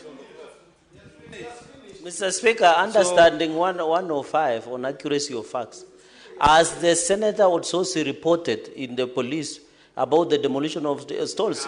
Mr. Speaker, this is not a marketplace where you just make sweeping statements. We must be held accountable in our statements as leaders. And to allege that the presidential function as synonymous with heckling is not our issue, Mr. Speaker. And it is sad coming from ODM deputy party leader. It is out of order, Mr. Speaker, to come and peddle lies before the House, yet he knows he should go to the police and report. You know, Viga is... You can see they are even heckling now. Viga County is and you know, Eddie, you are heckling and we wanted to make you chair roads. Why are you heckling? Senator Chalagay. Senator Chalagay. Viga County is ably represented by Senator Sosi. And what he is saying must be factual. You give us a lot of stories for Nandi. We don't even ask you about Nandi. So let's go to the next, Senator Sifuna. Honorable Speaker, as a member of the Security Committee, a new member of the Security Committee, I don't think you need any sessions with the Security Committee to know why the president is being heckled across the country. That is my position. But I wanted to make comments on the statement by Senator Eddy. One of the things that I am very proud of, Honorable Speaker, as you know, is that I am SG of ODM. And in that capacity, we do have proper networks across the country to give us information. I was sitting in my office, and a young MCA called Engineer Tyson Kemege came to my office at KICC. He is a specially nominated MCA by the ODM party. Many people will tell you or try and convince you, Honorable Speaker, that ODM has no presence in Korea. That MCA is nominated by ODM party, and we have very strong support there. Honorable Speaker, if we can get our act right internally, I am sure that we can get 1 or 2 constituencies there in Korea under ODM. And Honorable Speaker, I was quite surprised that it is very easy for us sitting here in Nairobi to not even be aware that there are communities living in conflict for a very long period of time. I was actually very surprised that this dispute at the border between Narok and Migori has been going on for years. And Honorable Speaker, when he came to my office, I took the liberty. Luckily for me, the senator for Migori is elected under my political party, ODM. The governor of Migori, the same. And even the women rep, although she is not elected on ODM, she is ODM adjacent. That's the term we use. And I spoke to these leaders to try and understand how is it that a conflict can run for so long under the radar, that people have lost lives. And Honorable Speaker, even as recently as a few weeks ago, is a young man who was shot by security officers because of this dispute about the use of land that has historically been used by the people of Korea to farm. Honorable Speaker, it was quite surprising for me. And I remember assuring the Honorable Kemege that I would speak to the leadership there. I spoke to Governor Ochilo Ayako. I spoke to the Senator Eddy. He had promised to bring a petition, but I am happy that after we spoke with Eddy, he has found a faster route that will not enlabor the people of Korea there because they have a senator here who actually takes his work very seriously, Honorable Speaker. These people, because of the conflict down there, we were informed by Senator Eddy that in fact they have not been able to farm on their land for almost 3 seasons now. And it is quite surprising that a conflict can just fly under the radar when lives are being lost for such a long period of time. Honorable Speaker, therefore, I am very happy that the Senator has brought this matter here. I saw the effort you put in, Honorable Eddie Okech, over the holidays in December to try and assuage the situation there, because a community that has not farmed for 3 seasons was literally at the mercy of starvation. Honorable Speaker, I want to say that it may take time for us to sort out our security matters, but I am happy that there is progress. Just this afternoon, the Office of the Director of Public Prosecutions announced that 13 police officers and 1 officer from the NIS had actually been arraigned before a Kiambu court, charged with the abduction and murder of 2 Indian nationals and 1 Kenyan in July of 2022. And these people, or these officers, are suspected to have been members of the DCI that were part of the now disbanded SSU. Honorable Speaker, therefore, I want to encourage Kenyans, and especially the good police officers within the security forces, that it doesn't matter who puts you up to commit a crime. Those people will not be in power for long, and the arc of justice will get to you at some point.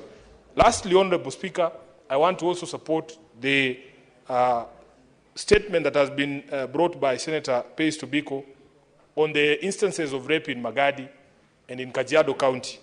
Honorable Speaker, Magadi is a place that is very close to my heart. I have spent many months in Magadi itself, because I have an uncle who used to work for the plant there before it was sold. Honorable Speaker, what is surprising, and this is something that is a universal scourge, these issues are not unique to Kajiado. I was sitting with a team of firefighters from Nairobi today, Honorable Speaker, and would you believe it, there was a complaint raised by one of the female firefighters that because of the nature of the dire situation in which the department is, there is no security at our fire stations. Honorable Speaker, we are supposed to have police officers manning these fire stations at night, armed police officers, but they are not there. So you can imagine, Honorable Speaker, you go to places like the Ruaraka fire station, there is no even gate. And you are a lady manning the control room, supposed to receive fire incident reports and to dispatch firefighters, and you're sitting there. So there is an allegation at one of the fire stations, Honorable Speaker, that one of our female firefighters was raped by a colleague, and that there are attempts within the leadership of the Nairobi County government to ensure that that perpetrator is protected. Honorable Speaker, you can imagine the sort of mess that we are in at our fire departments here in Nairobi. So in addition to the statement by Senator Tobiko, I will personally be also presenting that same statement to the committee. And the good thing is that I'm now in that committee. There will be no cover-up of that heinous crime here in Nairobi. Whoever it is that called the OCS in that particular case to drop those charges, Honorable Speaker, we must do what we must do to make sure that there is justice for both the victims in Nairobi and the victims in Kajiado. I thank you, Honorable Speaker.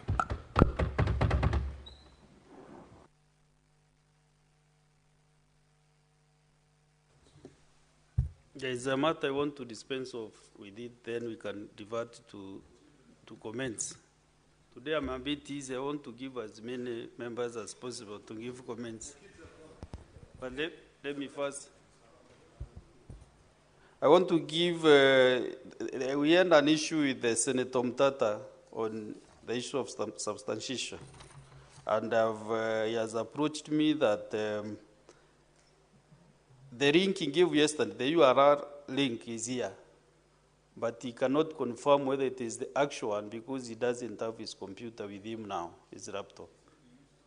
So, Senator Omtata, next sitting, you confirm whether this is the actual link which now the Secretariat can be able to access and see whether it is the actual information that you are supposed to provide.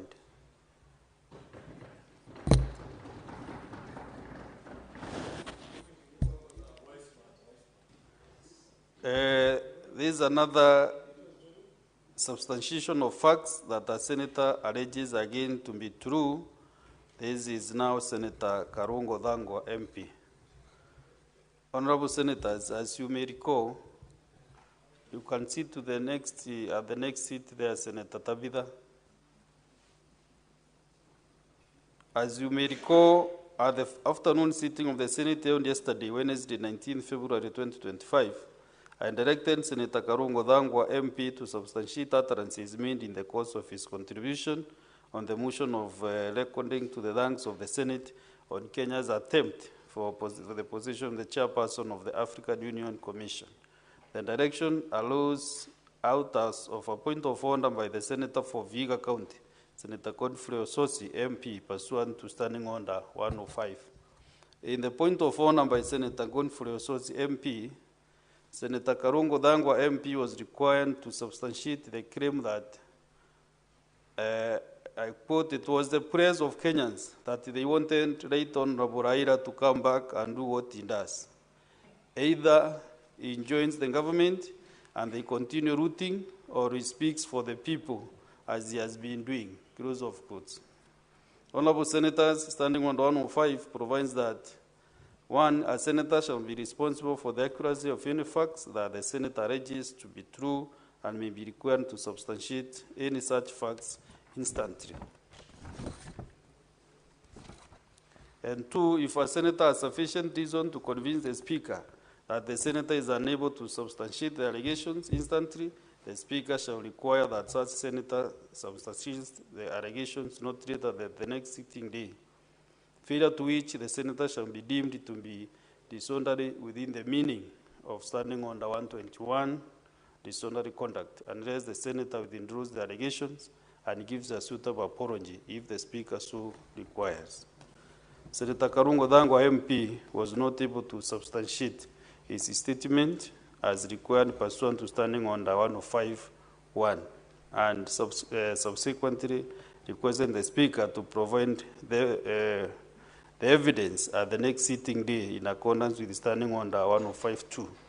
Having acceded to the request, I directed that the Senator substantiates the allegations at the next sitting day. Honorable Senators, pursuant to Standing Order 105.2, I now invite Senator Karungo Dhangwa, MP, to forthwith substantiate the claim as listed in the point of order by Senator Godfrey Ososi, MP, failure to which the senator shall be deemed to be disorderly within the meaning of Standing Order 121. In the absence of such substantiation, the senator will be required to withdraw the statements and apologize to the Senate. Thank you. Senator Karungo Dhangwa. Thank you, Mr. Speaker, for this opportunity. Mr. Speaker, after deliberations and understanding my role as a senator, that is oversight and representation, I understand that is what we call a fair comment, Mr. Speaker. And when I say that, I might have been, because I don't want to attract Senator Osotsi again to stand and maybe ask for more clarification. When I said, you know, I'm a Kikuyu and I come from Mount Kenya, and sometimes when you talk about, when you're speaking English, you replace L's and R's. So I meant rooting, which means mandamano, Mr. Speaker. He comes, I meant he will come and do what he does best. I said rooting, which is taking the route, taking any route to demonstrate in the streets of our capital, Mr. Speaker. So maybe if I was misunderstood, and maybe he had, I used an L, I meant rooting. Thank you, Mr. Speaker. But this statement, according to the answer, and it's different because you have said either Right Honorable Raila Odinga joins the government and they continue looting. Joins the government, I don't know whether you mean the government and Raila have been looting on Mandamano. I'm not sure whether that is that, but I will ask Senator Ososi. Mr. Speaker, maybe let me clarify Senator Sotsi. Maybe I just want you to understand, even when ODM is in broad-based government, they will continue making noise. You see them. We have given them chairmanship, and they're still making noise against the government. So what I'm trying to say, even if you do whatever you want to do, Mr. Speaker, they will continue demonstrating. Time to substantiate and then... So I meant just that, Mr. Speaker. Even if they're in government, and I'm supporting that because if you listen to Senator Sifuna today, even you listen to him yesterday, he looks uncompromisable, Mr. Speaker. Even if he is promised his people will be given chairman. Look at Senator Eddie. Senator Eddie is going to be given chairman. He's the vice chairman. And he's still asking questions to this government. Senator Karongo, you have not substantiated your claim, unfortunately. Mr. Speaker, I say he will join the government. I'm not convinced as the chair that you have done that. Yeah. Yes, Senator Sifuna.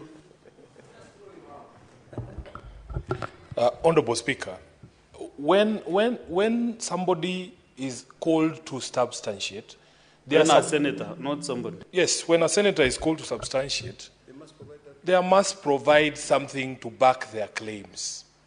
You cannot take us down a rabbit hole trying us to teach us English and literature. And Honorable Speaker, even me, who's not a Njuricheke elder like yourself, Honorable Speaker, can tell when somebody is being clever. You are a person who has the capacity to tell when a senator is being clever. Honorable Speaker, I want you to rule the senator for Kiambu out of order. And in fact, he's added insult to injury by the claims that he has made here, casting aspersions against members of my party, ODM, which is not something we will allow, Honorable Speaker. Okay, Senator Sifuna. We will not allow it. So, Honorable Speaker, please, if he has been unable to substantiate, let the law take its course. I know the senator for Kiambu has been very busy out there. In fact, we are wasting his time with him sitting here.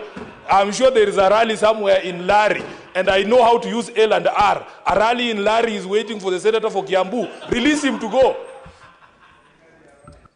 So, Senator Karongo, you know, like your substantiation is very different with what I was pushing with Senator Mtata, because yours cannot be found anywhere in a newspaper or in a book that I'm going to refer. So instead of opening so many fronts here, then why don't you just, if you are misunderstood, you just apologize, then we move on. And we withdraw from the answer because I think that's gentleman enough. Actually, Mr. Speaker, that's what I did. I just tried to say that I was misunderstood.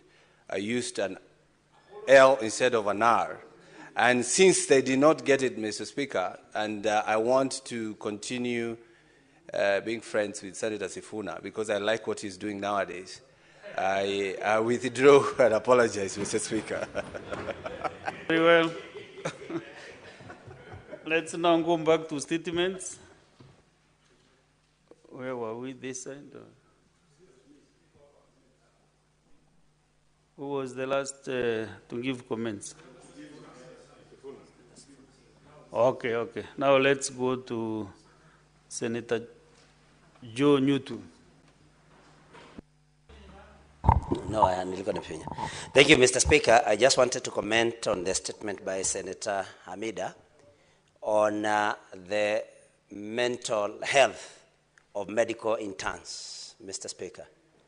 And this is a matter that concerns all of us, Mr. Speaker, because what is happening is that, and we have seen it during the many industrial actions taken by the medics, where we have been able to establish, Mr. Speaker, that most of these medical interns are given long hours to serve, even as their seniors, the doctors, sometimes do 1 or 2 hours, and then of course, go to their private practice, Mr. Speaker.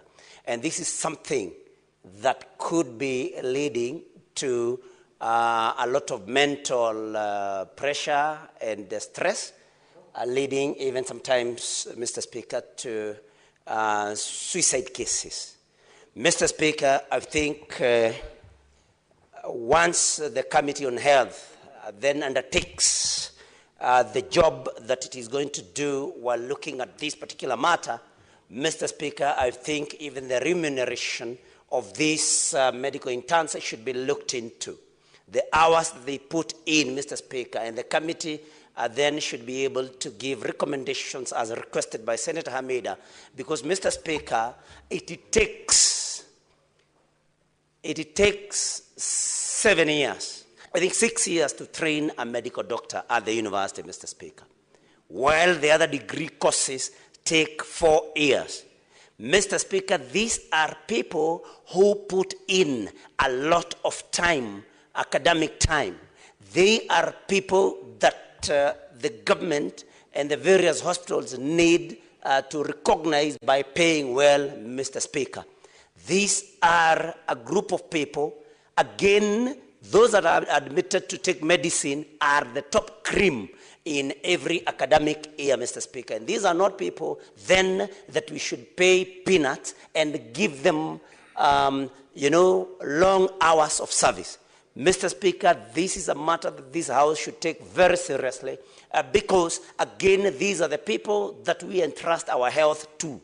If they are going to offer their services to us, because, of course, anybody can get ill, Mr. Speaker, if they will offer their services to us while under stress, while not comfortable with where they live, what they eat, and the kind of lifestyle that they lead, Mr. Speaker, then everybody, every Kenyan that is seeking medical services from these interns, who basically are the ones that you're going to find in every hospital any hour, will also be at risk, Mr. Speaker. And so when we speak for these medical interns, Mr. Speaker, we are speaking also for our interests, ourselves, our families, and indeed every other Kenyan, Mr. Speaker. So, Mr. Speaker, while at it, we may want the health committee, the Senate Committee on Health, Mr. Speaker, we're looking at this matter to also look at the training of these particular, of medical students, Mr. Speaker, because everyone knows that previously we had, or universities across the country used to admit a very small number of medical interns, or of medical students, Mr. Speaker, which has changed over time. So probably the committee should also concern itself with the fact, wanting to see what universities are doing with the increased numbers of students that are taking medical courses, Mr. Speaker. And so it is something that the Committee on Health should look into broadly and, Mr. Speaker, give a very comprehensive statement on this. Thank you, Mr. Speaker. I want to give maybe one more Senate this end and one this other side. There are requests by some colleagues here that they have flight at 5:30 to Marindi and Mombasa. So I want us to manage time. Just a few minutes, 2 minutes, Senator Olekina. Thank you, Mr. Speaker. Mr. Speaker, I rise to make some comments on two statements. One, briefly on the statement brought by Senator Peris Tobiko on the GBV cases in Kajiado County. Mr. Speaker, it is imperative that all of us should be concerned about GBV cases. When you find that for the last 3 months, 7 women have been raped in Magadi, it is something which you should be worried about. And to make matters worse, yesterday, one of the rapists who was arrested by the police was actually released on bail by the courts. So it is now upon us in Parliament to try and figure out how we are going to address this issue of GBV. We may need to look at the law. We know that everyone has a right to bail, even murder cases. But I think now, Senior Councillor Ojienda and Senior Councillor Mogeni, we need to start thinking about how to address such issues. Because in other countries, people are even held without trial. This thing is something which is affecting our own children, affecting our own mothers. It is imperative that we do this. This is something which is scaring our women of the Maasai community in Magadi, in Kajiado. Secondly, Mr. Speaker, I'd like to comment on the statement brought by Senator, my very good friend, Eddie Okech. Eddie Okech and I have been working together to try to make sure that there is peace between Narok and Migori. And we've done a lot of work, and I want to commend him for bringing this statement about the tension and the conflict. Mr. Speaker, I'd request you give me another 1 or 2 minutes to give some facts. The conflict between the Kuria and the Maasai. This is as a result of our styles of living. If you look at the Kuria people are settled in agriculture. The Maasais were nomadic. We have had historical issues to do with the land, the boundary between Kilgoris and the Kuria and Migori County. So this is not just an issue that can be resolved by the Security Committee. I heard Senator Jenda making comments and say the Security Committee should go there and resolve this matter. This is a matter that needs us to look at the boundary and to see which land belongs to the Kuria, which land belongs to the Maasais of Kilgoris. Because I would not sit here and expect that the Security Committee will go into that area and force away my people. You know, our people have been crying. The whole border of Kilgoris constituency, going all the way to Migori, you know, has got serious issues, Mr. Speaker. On this side of the Syria community, on the Kuria side, and the other side of the Wasingishu community, with the Luo side, it's a problem. So I think it's about time that we deal with these issues. There's been a lot of cattle raiding back and forth. The Kuria raiding our people raiding the Kuria. This is something which has been going on historically.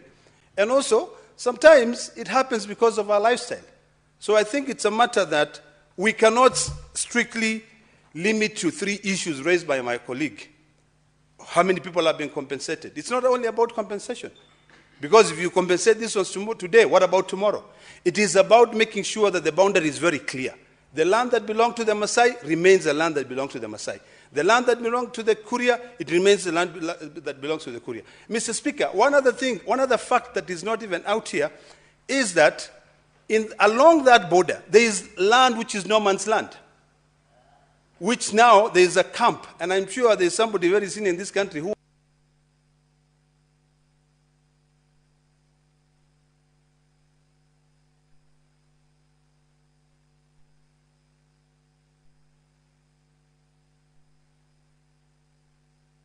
Thank you, Mr. Speaker, for adding just me 1 minute, kindly, you know, as I... Let me summarize and put it this way. We have a lot of challenges in that area. There is no man's land. Land which is around maybe 3,000 acres along the Kuria-Narok border. And that one of the things that I am very happy with Senator Eddie, because we've done a lot of work together in the community. And now we're making it known that when the Security Committee goes there, when it is not only going to say compensate, what are you compensating people for? Solve the problem once and for all, so that the Kuria people can farm in their part of the land, the Maasai people can graze on the part of their land, and we solve this problem once and for all. And that no man's land, we need to be able to know which part belongs to Kenya, which part belongs to Tanzania. It's that simple. It's a boundary dispute. We've had the same boundary issues between the Wasingishu and the Syria Maasais. You know, and that one, they just fight over a small section. That, so far, has been resolved, to my knowledge. But the part which has not been resolved is a Kuria Maasai dispute. So we cannot trivialize these matters, or we cannot say, let's just compensate them. Let's go there, solve the problem once and for all. Put a boundary. And then once we do that, we also revisit these land laws, Mr. Speaker. Mr. Speaker, right now, my people, the Maasais, are selling their land at 20,000. And then the people who are buying it, are selling it again at 150 or a million shillings an acre. That is causing problems, because once those people have sold that land and they have no land, they go back where there is a dispute and they cause problems. So we need to deal with issues, to change the laws, we zone laws, such that an area, you cannot sell any land, you can only lease. Thank you, Mr. Speaker. Senator Seki. Thank you very much, Honorable Speaker. I also wanted to comment on the statement stated by Senator Peris Rubiko. Honorable Speaker, Kajiado people in a very bad situation now. They are worried. It's a worried county. We have a very serious and dangerous person who is moving from one sub-county to another in the county. Honorable Speaker, this person by the name of Lorgali has really terrorized our people. And I'm worried, Honorable Speaker, because we have security operators, systems of this government. And I think this is the right person, need to be abducted by these government's systems, not to abduct the innocent children, young men of this country who have not done anything. This is the right person to be abducted. They should now use their whole system to make sure that they have abducted Lorgali, who is raping elderly women in our county. And I think if they don't, we will definitely, Honorable Speaker, give our people authority maybe to find him. And probably they will not be there. He will be found dead. So I don't think we need to give government a chance to continue giving people who are violating the law to terrorize our citizen of Kajiado. I'm told just yesterday, one of the girls in Kajiado town, near Kajiado town, that man is there now. And I don't know what his security personnel are doing. So I think, Honorable Speaker, this is a very serious thing. And now we are worried of the health of those who have been.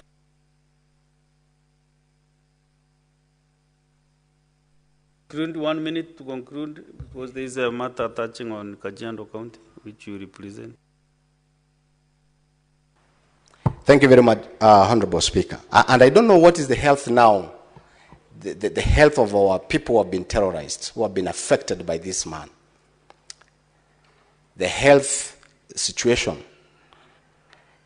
And I believe the counseling process will be started by the county and the Ministry of Health.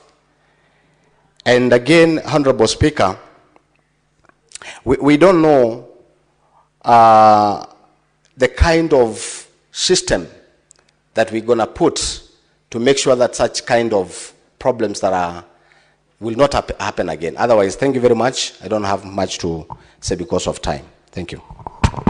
Senator Mugen.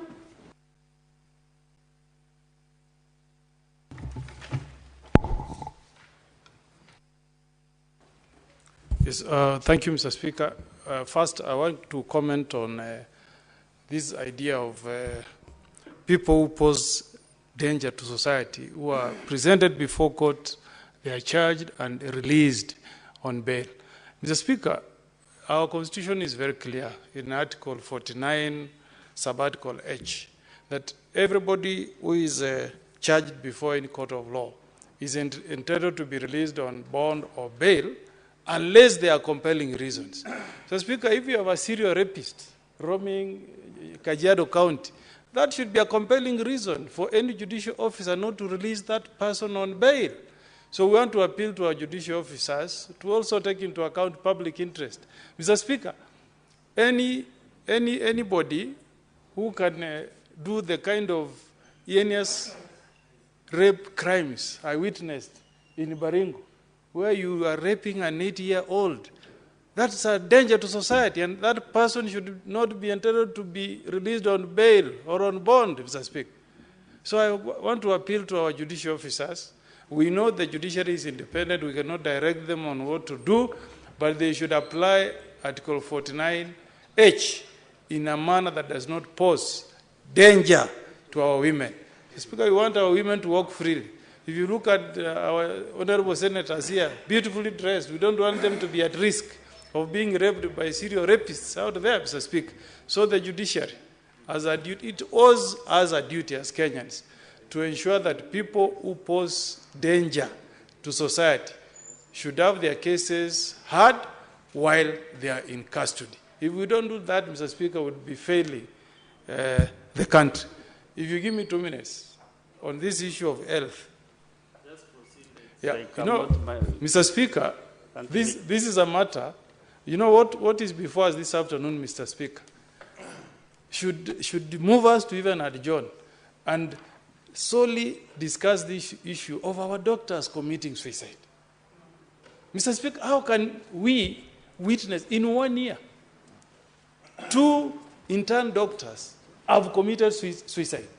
Mr. Speaker, even in my own class, law class, I never saw a case where 2 of my colleagues are committing suicide within 1 year. One is Mora from Kisii, another one is in Njuki. Mr. Speaker, as we speak today, our interns have not been paid their arrears of 206,000 for the month of August, September, October, November, December. How do they survive?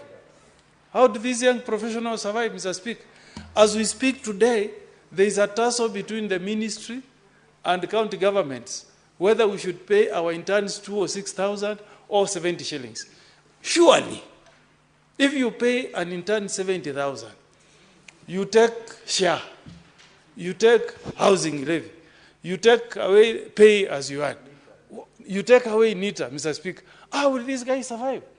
They'll be left with no choice other than to continue committing suicide. Health is a devout function. If the suicide cases we are seeing from our own children, because it's our children, cannot move us to do something, even to summon the CS Health to appear before us, then what is the role of the Senate of the Republic of Kenya? Surely, Mr. Speaker. Also, if you are an intern, you are seeing patients coming for treatment in a hospital, and you can't treat them. That in itself can trigger you to commit suicide, Mr. Speaker. Because we are told that the transition from NHIF to SHIF is 46%. So where are these 54% of Kenyans getting their health services from, Mr. Speaker? We are being told, Mr. Speaker, that a patient will come to a hospital, they want to log in their SHA cards, but you are told the system cannot accept you. Or when the system accepts you, your relatives who are supposed to be beneficiaries are not in the system. I want to appeal to us, Mr. Speaker. Let's take an opportunity of this statement to convert ourselves to a committee of the whole House, and we deal with this issue around the frustrations of our interns and the functionality of this thing we call shisha. You can inform me. I accept. Yes, inform me.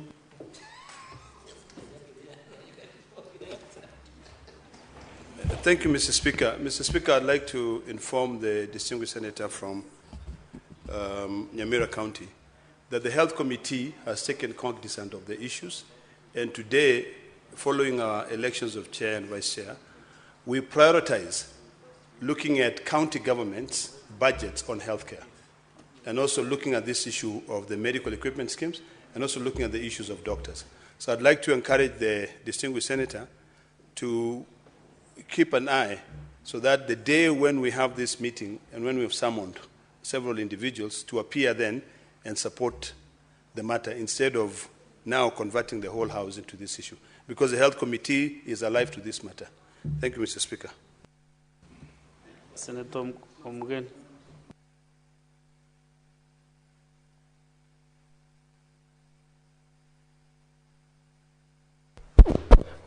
That's a good initiative, and I hope Senator Ledama is a member of that committee. Please address this issue of only 62%. Over 62% of Kenyans are reporting difficulties in using that SHIF portal.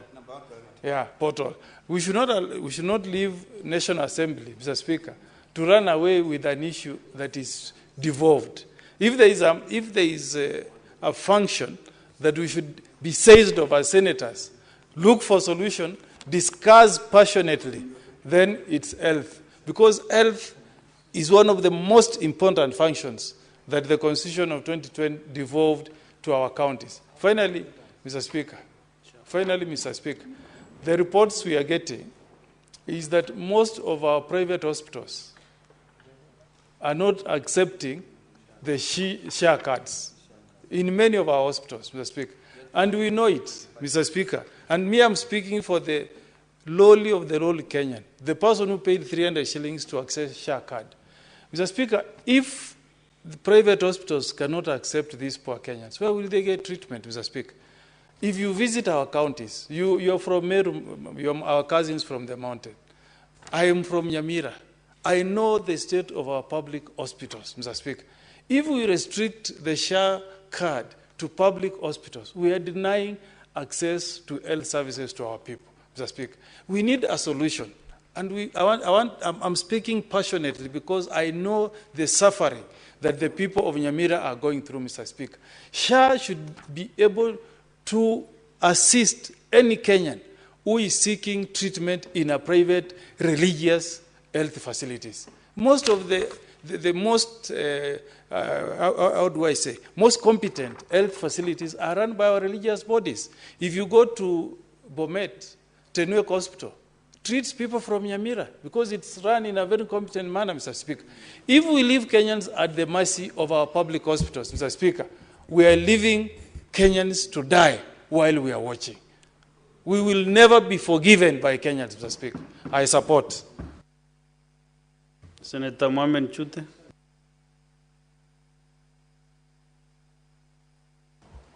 Thank you very much, Honorable Speaker. I will only take 2 minutes because of the flight to Mombasa.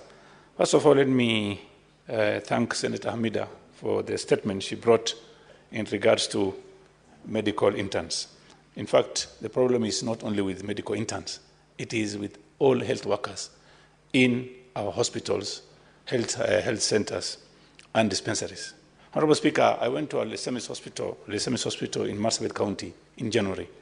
When I went to that hospital, there was a nurse working on a patient, and she didn't have gloves. She was wearing plastic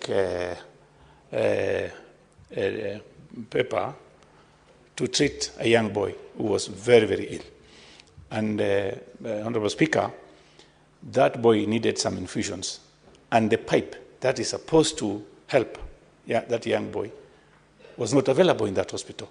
It has to be shipped or transported all the way from Meru, and it has to come the following day. That is the situation our health workers are working under. Having said that, let me also say the issues in our hospitals are not only on interns and medical health workers. Today we have a problem in Marsabit. We lost three people yesterday, 3 lives.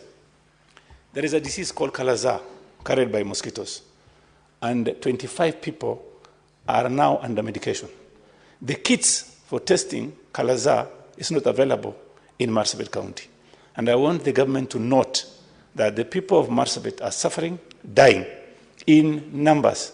So I want, first of all, to thank the KEMRI Director General. I spoke to him this morning, and he has already dispatched his team to Marsabit. And I want also the Ministry of Health, the Minister, to take note.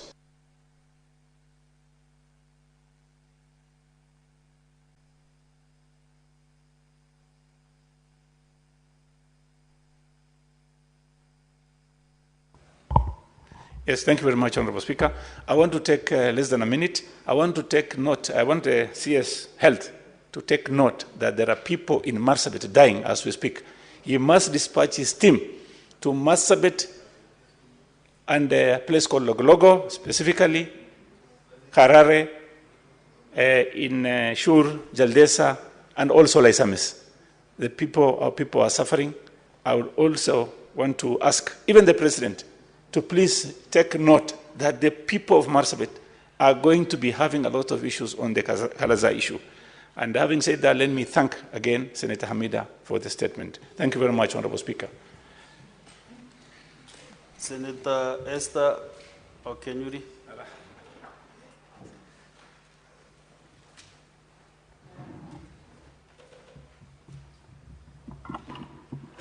Thank you, Mr. Speaker, for giving me this opportunity First, I wish to commend you for always being considerate, especially to members, in allocating time to comment. For that, I'm grateful, because on several instances I've spoken in this house was courtesy of you. Secondly, That's malicious. that's not malicious. That's not malicious, because you have greatly contributed to giving young people platform to showcasing what they can offer. Secondly, Mr. Speaker, on the issue of the statement by Senator Hamida, we have so many young people who are frustrated out here, and not just the medical interns. I think we as leaders need a conversation around it so that we do not lose or continue losing young people to such. Secondly, on the rape aspect, not just for Kajiado County, we have rape cases reported countrywide, but I think serious action has not been taken also. I also feel we should not send people to report to police, because the moment you're sending them to report to police, most times at those stations, the officers there are very reluctant to actually take action, or sometimes they are compromised because the perpetrators are well known or they are people of means, so it actually becomes a challenge. I think Mwananchi should take radical action themselves. In as much as that might sound extreme, maybe that will sound as a wake-up call so that we have that conversation in this country. Lastly, the statement by Senator Eddy on the border clashes. The clashes have been happening in very many parts of the country. You see Chepilat area, you see Keroka, Nyamira. Most of those clashes, when you look at them, it's issues to do with border disputes, land, or theft of cattle. Maybe... Give us 1 minute.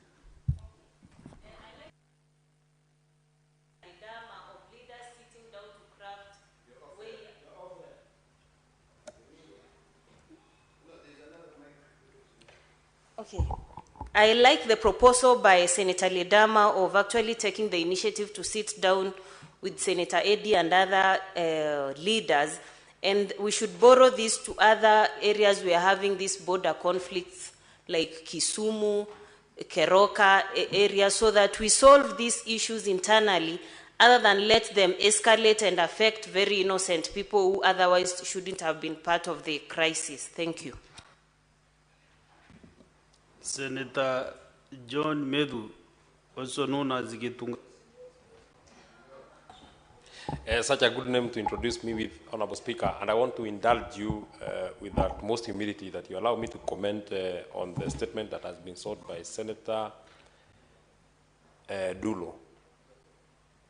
That I know it's under 52, and that's why I'm asking for your kind indulgence, just as you indulge Senator Osotsi.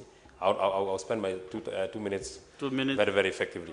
And because I have not gotten an opportunity, I also want to join my colleagues in celebrating the life of Senator Cheptumo, whom I served with at the Committee on Lands.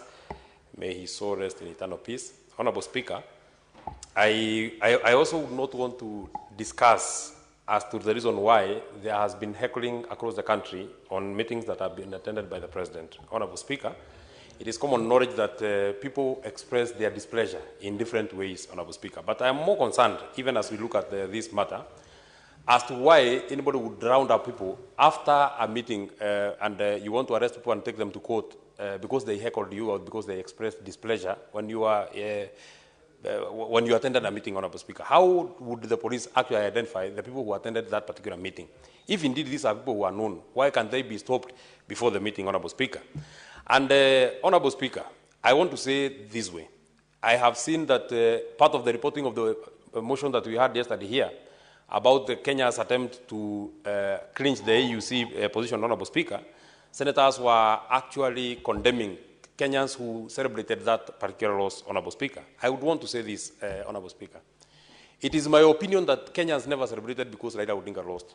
A section of the Kenyans who celebrated, they actually celebrated because they actually feel and they believe that William Ruto lost that particular election, because it is William Ruto who was the person who was fronting Raila Odinga, Honorable Speaker. It is our responsibility, Honorable Speaker, to be very, very happy when William Ruto is sad. A comment on a statement now is not open to a debate on a motion which was concluded yesterday. Yeah, I'm just So you will not benefit from an extra minute. It's a comment on this statement, Honorable Speaker. I'm not going outside. Yeah, because you are now taking advantage of. No, I'm not going. I know that one may hurt you, Honorable Speaker, but allow me. It's not hurting me, but I'm just wondering. It will of course hurt you, but I will restrain myself to the content of this particular motion, Honorable Speaker. This particular statement. I will not go to discussing as to whether William Ruto lost, but I would want to say, Honorable Speaker, yeah, I can be informed. If you want to inform me, you can inform me.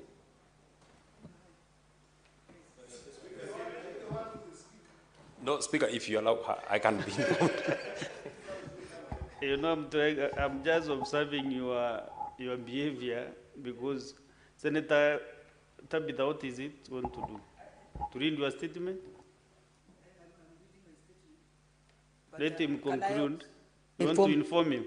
Yeah, because I think it's really unprofessional or pretense for Senator Methu to say that the candidate we had in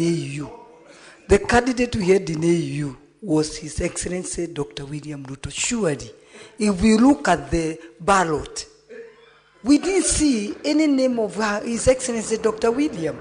So you cannot come and lie Kenyans. Yeah, you can't come and lie Kenyans that Dr. William was the one who was the candidate of AU. So even His Excellency Raila Amolo Odinga said very well. He's the one who said he wanted that position.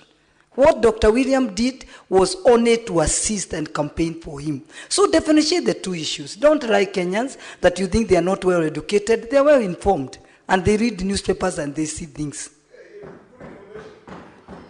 So Senator Methu, conclude on the statement. Yeah. Honorable Speaker, that's why you need to actually be inducting your members. That would not be information, maybe that would be a point of order.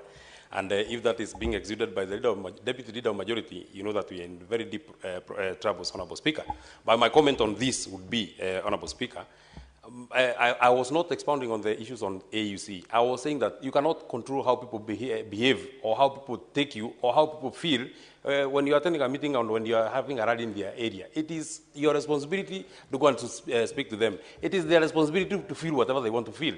If they feel happy about you, it's okay. If they heckle you, it's okay. It's not every time because people don't believe in whatever you're saying that you want them to clap for you. They cannot clap for you every time because over time they will know that you are lying to them. And over time they will express that anger. So let people tell the truth. Actually, you are right. Also, there is somewhere else, so even people tear-gassing other people even speaking. Yeah. It's so people express in different way. I agree with you.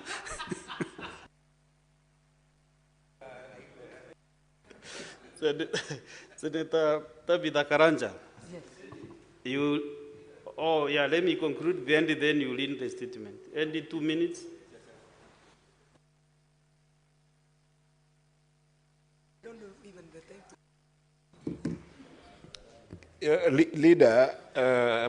Speaker, I rise to comment. I wish I could comment about my own statement, but I can't, by the rule of the House.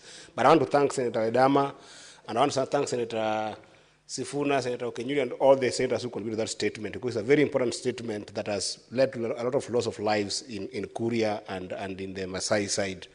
Mr. Speaker, very quickly, let me comment about the statement by Senator Amida Kibwana. Mr. Speaker, I want to plead with this House that we need to do a serious inquiry on the state of affairs in our medical facilities where our medical interns are. Because, Mr. Speaker, for somebody to become a medical intern, it means that they are really, really committed to become a doctor. That is what it means, because the work that is involved for somebody to go through the rigorous studies, the simulations in different studies institutions, and become a medical intern. They're actually very committed to become a medical doctor. But the problem that we have, Mr. Speaker, other than the ones that are known, of course, the ones that are known are usually three. The issue of delayed payments that we have talked about, and many people have talked about here, I don't want to belabor. The issue of lack of proper allowances, given the work that they do. Some of them do a long night problems that they keep on solving. and the issue of poor working environment. Other than this, Mr. Speaker, because I have been very close to a number of medical interns in this country, Mr. Speaker, the corruption that is in our medical field is extremely big. Do you know, Mr. Speaker, that 90% of medical interns in this country perform procedures without supervision? And if they call a consultant to come and take care of them during those supervisions, the way they are treated by those consultants, because those consultants don't want to leave their private practice. Mr. Speaker, this issue of private practice in this country is something that must be dealt with. Because the issue of burnout that medical interns end up experiencing is predominantly because of that element of private practice that doctors don't want to give and consultants don't want to give medical interns the support that they need. And they end up having serious burnout, they end up being mistreated, and in some cases, they end up being very under-equipped to the extent that they are exposed to risks that then leads to this kind of frustrations. Mr. Speaker, despite the fact that it is seen that only 2 medical interns have died out of suicidal means, Mr. Speaker, other mental disorders that are coming in this country, Mr. Speaker, are untold. I want to urge this House, on the basis of what Senator Amida has brought to this House, can we, as a House, bring a serious motion and form a special committee to be able to actually do a proper investigation on the status of medical interns when they join work up to when they leave? Who are they assigned to? Who are their supervisors? Who is assisting them? And how are they treated in those places of work? Because this is very important. Otherwise, we are getting serious. Thank you, Senator Okech. So I will allow you to read out your statement understanding under 53(1). Thank you, Mr. Speaker, sir.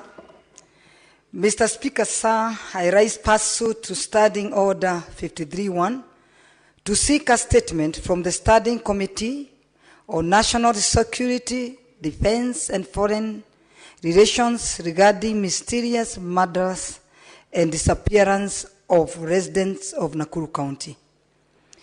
In the statement, the committee should explain the circumstances leading to the unfortunate murder on 18th January 2025 of the renowned political activist by the name Richard Raymond alias Moro President, which occurred a few meters from a Bagon police station in Molo, and state any efforts put in place to bring the perpetrators to book. Appraise the Senate on the mysterious disappearance of Brian Odhiambo from police custody on 18th January 2025 and whose whereabouts remain unknown to date, highlighting any efforts to establish his whereabouts. Explain the circumstances leading to the disappearance from the mortuary in Nakuru Teaching and Referral Hospital of the body of 7-month-old baby, Mercy Chepngeno, and state any measures in place to trace it, and outline any strategies by the Ministry of Interior and National Administration to improve the security situation in Molo and Bagon as well as Nakuru town and in its environs following those tragic incidences. Thank you, Mr. Speaker, sir. Okay, thank you.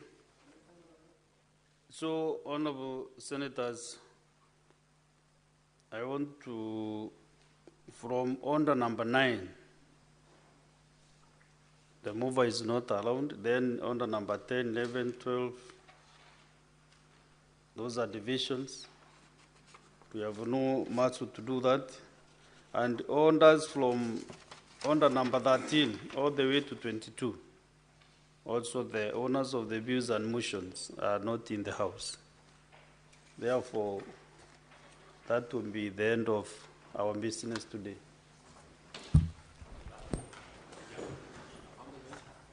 Honorable Senators, there being no other business on the under paper, the Senate stands adjourned until Tuesday, 25th February 2025 at 2:30 p.m. Thank you.